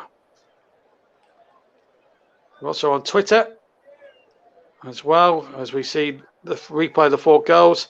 But we're also live on Periscope, Twitter, and Twitch as well. And of course, hashtag TC Hub in your comments as well, please, if you'd like to comment this evening. With 4 minutes to go, and our streaming partner for this season is sponsored by Melon, and a nice app it is too. Give it a try, folks. You enjoy it. 4 minutes to go. West Brom 4, Sheffield United 0.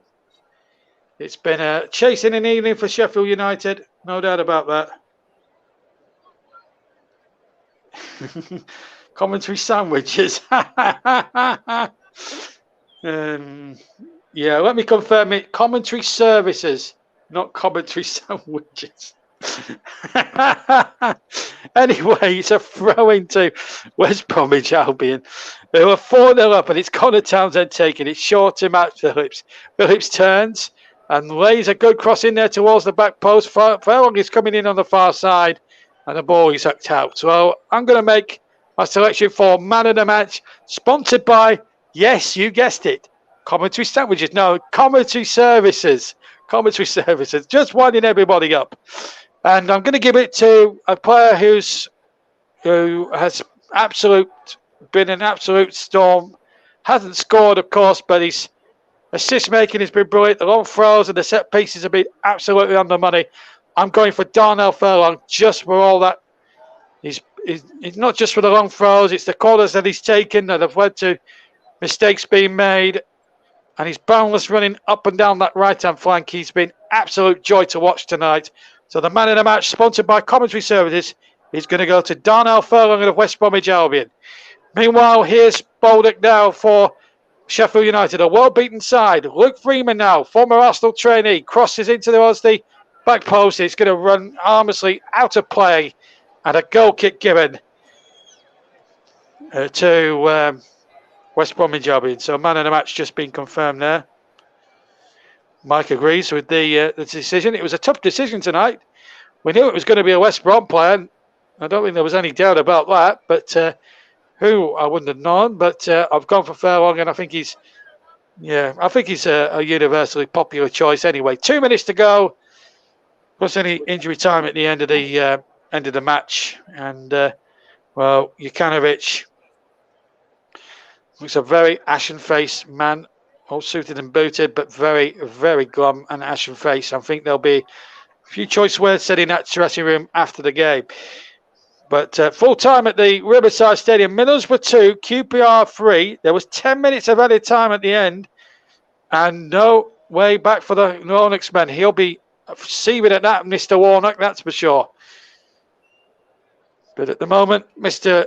Ismail will be delighted. Mr. Jokanovic will be seething.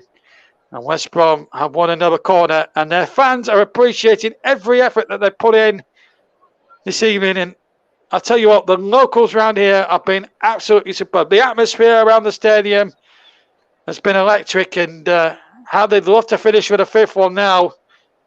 Just to finish with that real flourish. We're inside the last minute of the 90. It's been a chasing experience if you're a Sheffield United fan. But if you're a West Brom nut, you've certainly had your money's worth now. And we've actually lost the stream at the moment, so that's a bit unfortunate. But as we try and get it back, I'll just talk you through the 4 goals again. The first one was an own goal. The second one was tucked in by Dara O'Shea. Third one was beautifully taken by Alex Mowat, who was probably going to be close to man of the match himself.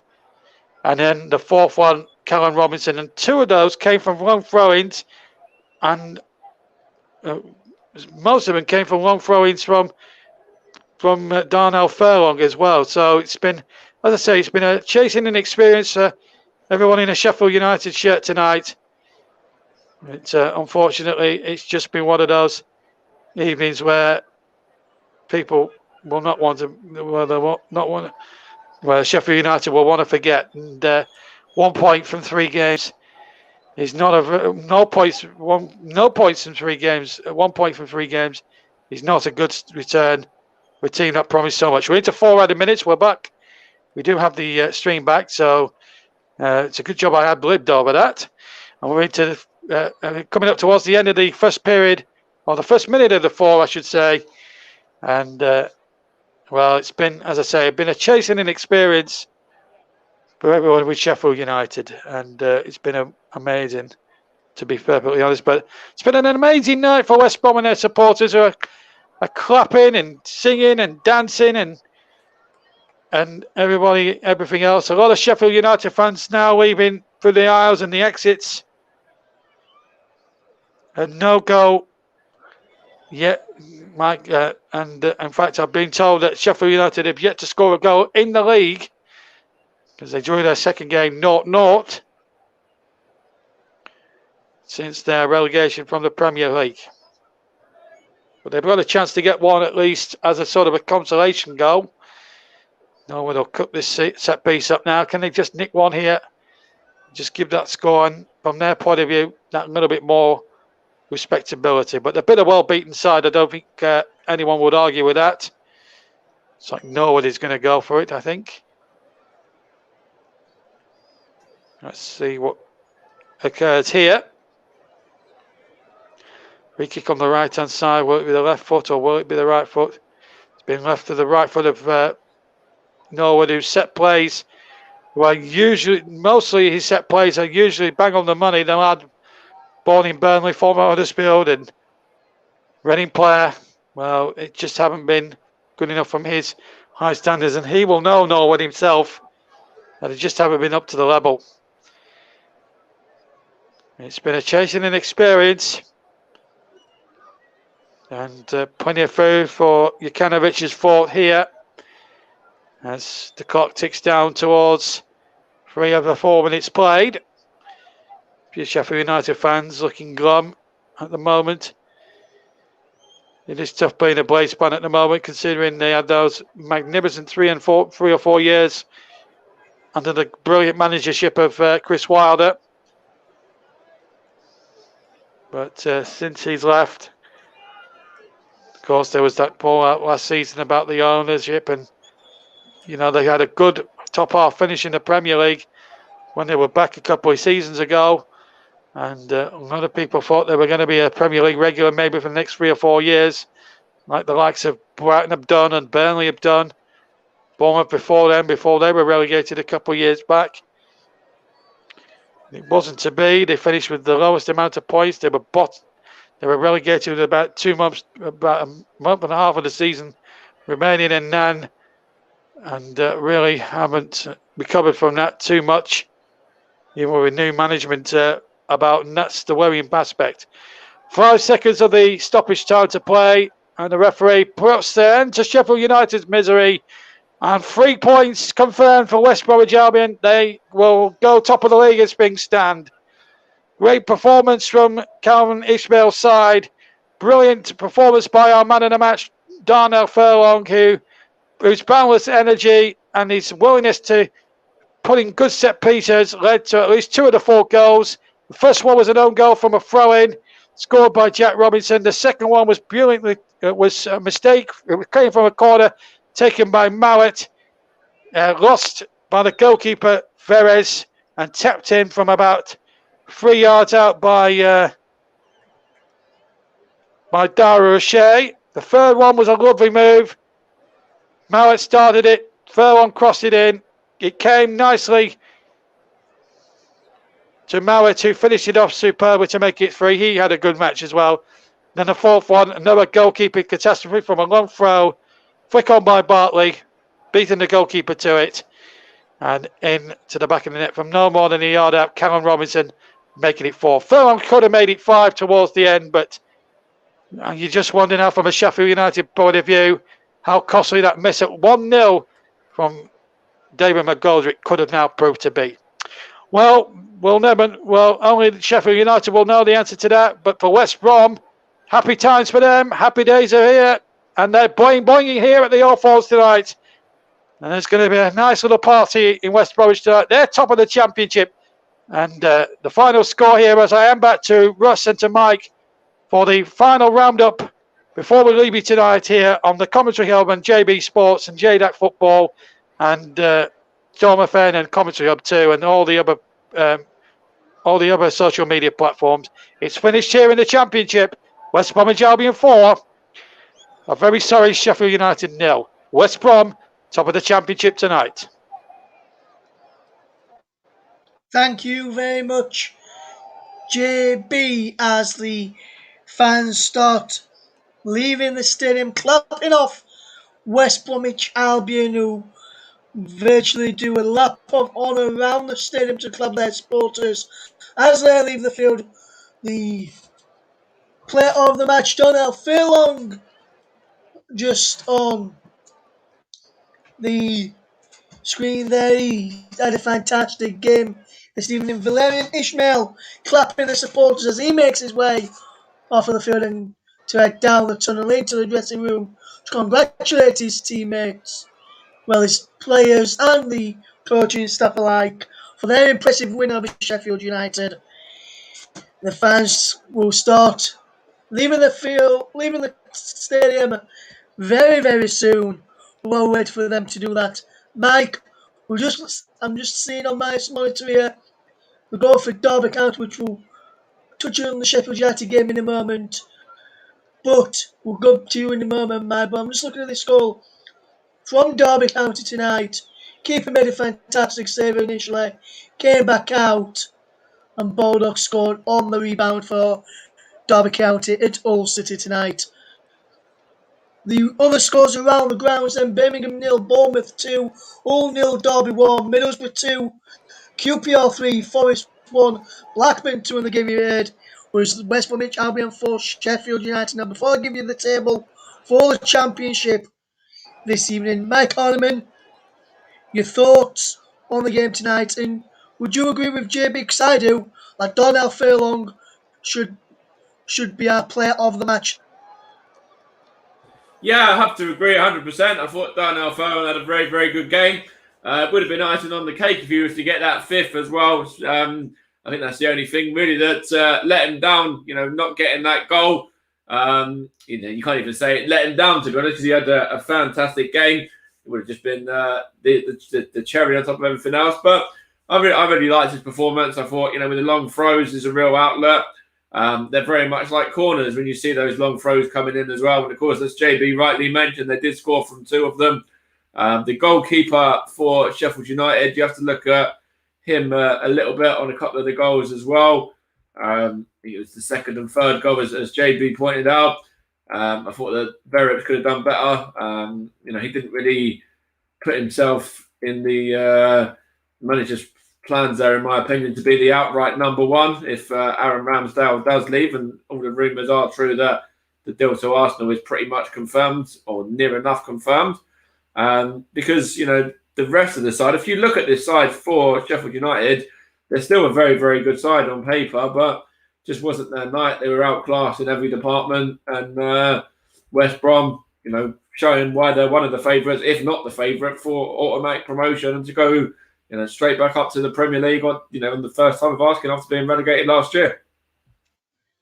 Yes, Mike, absolutely. And just to recap this midweek's scores in the Championship for everybody, it finished Barnes 0 on Tuesday evening. It finished Barnes 0, Luton 1, Blackpool 0, Coventry City 1, Huddersfield Town 1, Preston North End 0, Millwall 1, Fulham 2, Peterborough 2, Cardiff City 2, Reading 2, Bristol City 3, Swansea 1, Stoke 3. And then tonight finished Birmingham City 0, Bournemouth 2, Hull 0, Derby 1, Middlesbrough 2, QPR 3, Nottingham Forest 1, Blackburn Rovers 2, and the game you heard was West Bromwich Albion 4, Sheffield United 0. So the table, as it stands, as I've got that in front of me right now, is Preston at the bottom on 0 points with a -5 goal difference. Forest in 23rd on 0 points as well.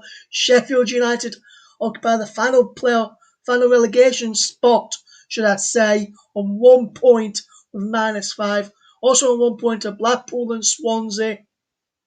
Then Millwall are in 19th on 2 points. Swansea 20th.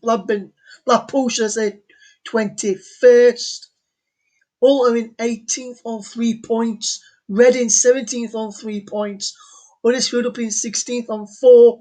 Peterborough in 15th on 4. Birmingham also got 4 points. They're in 14th. Barnsley make up the bottom 12 and 13th on 4 points as well. If I look at the top half of the table, Derby in 12th on 4 points. Middlesbrough at 4 points as well. So they sit 11th. Bristol City also on 4 points in 10th. Cardiff have got 5 points. They're in 9th. Coventry and Luton a point behind top. They're in 8th and 7th respectively. Then the top 6 are all separated on goal difference. Blackburn are 6th with a +2 goal difference. Stoke are 5th with a +3 goal difference. Bournemouth are 4th with a +3 goal difference. QPR, after that impressive win with 10 men, are 3rd with a +4 goal difference. And the top 2 are separated by goals scored, with both West Brom and Fulham both on a +5 goal difference. And they occupy the top spot with West Bromwich top 2, with West Bromwich being top. Fulham are 2nd. So the top 6 all separated by goal difference, apart from the top 2 were separated by goals scored. So then, Mike, if you look at that big miss for Dylan McGoldrick, a 1-0 West Brom, that was a very big miss in contention for the overall game today. If that had gone in, completely different game. Big miss, that for Sheffield United. West Bromwich Albion took advantage, didn't they, really, after that big miss by David McGoldrick when the score was a 1-0. Yeah, 100%. But that's what happens when you're low on confidence, as Sheffield United are, though.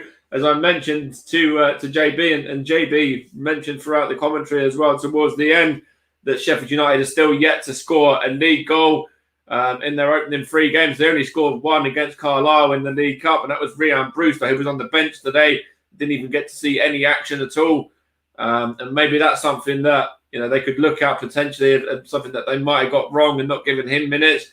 A lot of people that I've been speaking to think that Ryan Brewster is going to go and have a really, really big season for Sheffield United, and then he's not involved today in probably one of their biggest games of the season, going away to West Brom. Even at this early stage, can really sort of show where you are in terms of your preparation and how you prepare for the season. But there's still plenty of quality in that Sheffield United side, so you can't really look for excuses, and the goals will come for them. But it's just a really poor start from them. And when you look at the back line, of course, they've got Basham, Egan, Bulldog, Robertson. Of course, they're all playing Premier League last season, and we're all part. I think all part of that side that had a really good season the season before as well. So, or the majority of them were anyway. And you have to look at that, and then look through the side, McGoldrick as well, Sharp, Berg, Fleck. They're all players that for this level, Norwood, Osborne, should be good enough for the Championship, and they're all pretty much Premier League players as well. But they didn't show it tonight. West Brom totally outclassed them in every department, and David McGoldrick, he's going to regret that miss. But as I said, that's what happens when you haven't got the confidence and when it's just not going for you. Yes, absolutely, Mike. And West Bromwich Albion, let's take nothing away from them. Despite how bad Sheffield United were and how poor they were tonight, how good were West Brom, Mike, in making Sheffield United look poor and look bad this evening? I thought West Brom were excellent. I thought first half, they had a couple of disallowed goals, rightly disallowed for offside, then went 1-0 up with a little bit of fortune from the own goal. But then the second half, I didn't expect them to go and get three in that quick succession either. As well. It was 3 goals within the space of next to no time, really. It was 3 goals within the space of, I think, something like 12 minutes, which is fantastic for any side. And certainly that's going to win you any game of football. But to get 3 goals, in 12 minutes there, one straight after half time, and then add to that, not once but twice before the 60-minute mark, before the hour mark, the game was done. So whatever Sheffield United decided to do and the changes they decided to make was definitely not going to affect it anyway. But yeah, West Brom scintillating for about 12, 13 minutes at the start of that half. But sort of about 12, 13, maybe even 15 minutes at the start of that first half, in fact. And Sheffield United just couldn't cope with them. Yes, absolutely, man. They just couldn't cope with the fast attacking pace and threat that West Bromwich Albion posed this evening. And West Bromwich Albion currently, as we mentioned, sitting at top of the table on goals scored. They have scored 9 goals, conceded 4. Fulham scored 8 goals, conceded 3. So West Brom top on goals scored at the end at this current moment in time, and so very good to see West Brom there. And if we just look at the next fixture for Sheffield United, they've got Huddersfield Town next to the Yorkshire Derby for them, and we all know form goes out of the window in derbies, whereas West Brom go to Blackburn Rovers at the weekend as well. And with the form that Huddersfield are in as well, Mike, and Huddersfield currently on 44 points with Sheffield United on 1. Sheffield United just 3 points behind Huddersfield. That has got to be a 6-pointer, even though it's so early on in the season. Whichever side gets to winning that, then they'll take confidence and push up the table going forward for the rest of the season. Would you agree with that statement there, Mike? You have to look at that as a 6-pointer. I think Sheffield United need to win because they're yet to pick up any points in the league yet. They're yet to score a goal. So if they can get their first goal, then that'd be huge for them. Of course, Huddersfield, I don't know if they even played this midweek, did they? In fact, yes, they did. They beat Preston. So they've got that to take into that game, a bit of confidence as well. And so it's all to play for, really. But Sheffield United have to get a positive result, even this early on in this early on in the season. Sorry, but Huddersfield certainly won't be an easy test for them. Yes, absolutely, Mike. Absolutely, Mike. And if we just quickly turn our attentions away from the Championship for a moment, I'll be going to watch Leeds at Ellen Road against Everton at the weekend. Everton off to a good start, then a bad start for Leeds at the opening weekend. And one player I want to touch on in that who's not going to be involved, Mike, in this as as a player himself confirmed it the other night on the streaming platform Twitch, where we are broadcasting this broadcast on, as well as the commentary hub on Twitter and also on YouTube, the commentary on YouTube, commentary 2, Storm FM, JDAF Football, JB Sports as well. James Rodriguez is not involved for Everton this weekend.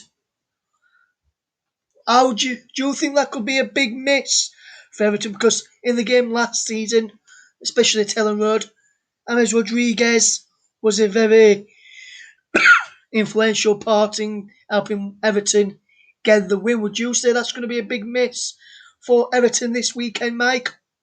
Certainly, somebody of his quality will always be a miss. It all depends, on how Dominic Calvert-Lewin and Richarlison play as well, though, in terms of how much of a miss it is. But I do think when you look at James Rodriguez in midfield there, in the role that he plays, he's certainly, somebody that a lot of clubs will have to take note of, and somebody, that on his day is different qualities. He's brilliant on his day.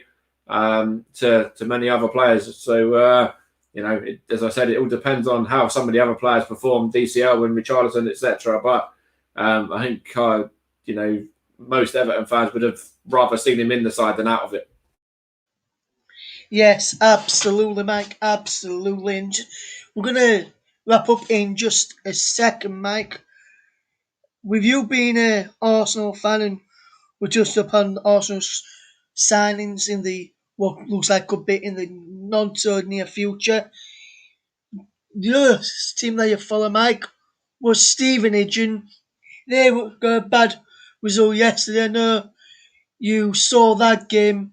I just want to give our listeners a brief rundown of what happened in that game for those who didn't get to see the game yesterday and didn't see the result. Yeah, so it was a 4-1 defeat at the hands of Bradford City at Valley Parade. And it was an Andy Cook show, really. Andy Cook got a hat-trick for the host. He scored after a minute, and then Elliot List equalised for Stevenage. And then from then, Andy Cook got 2 more goals, and it was 3-1 at half-time.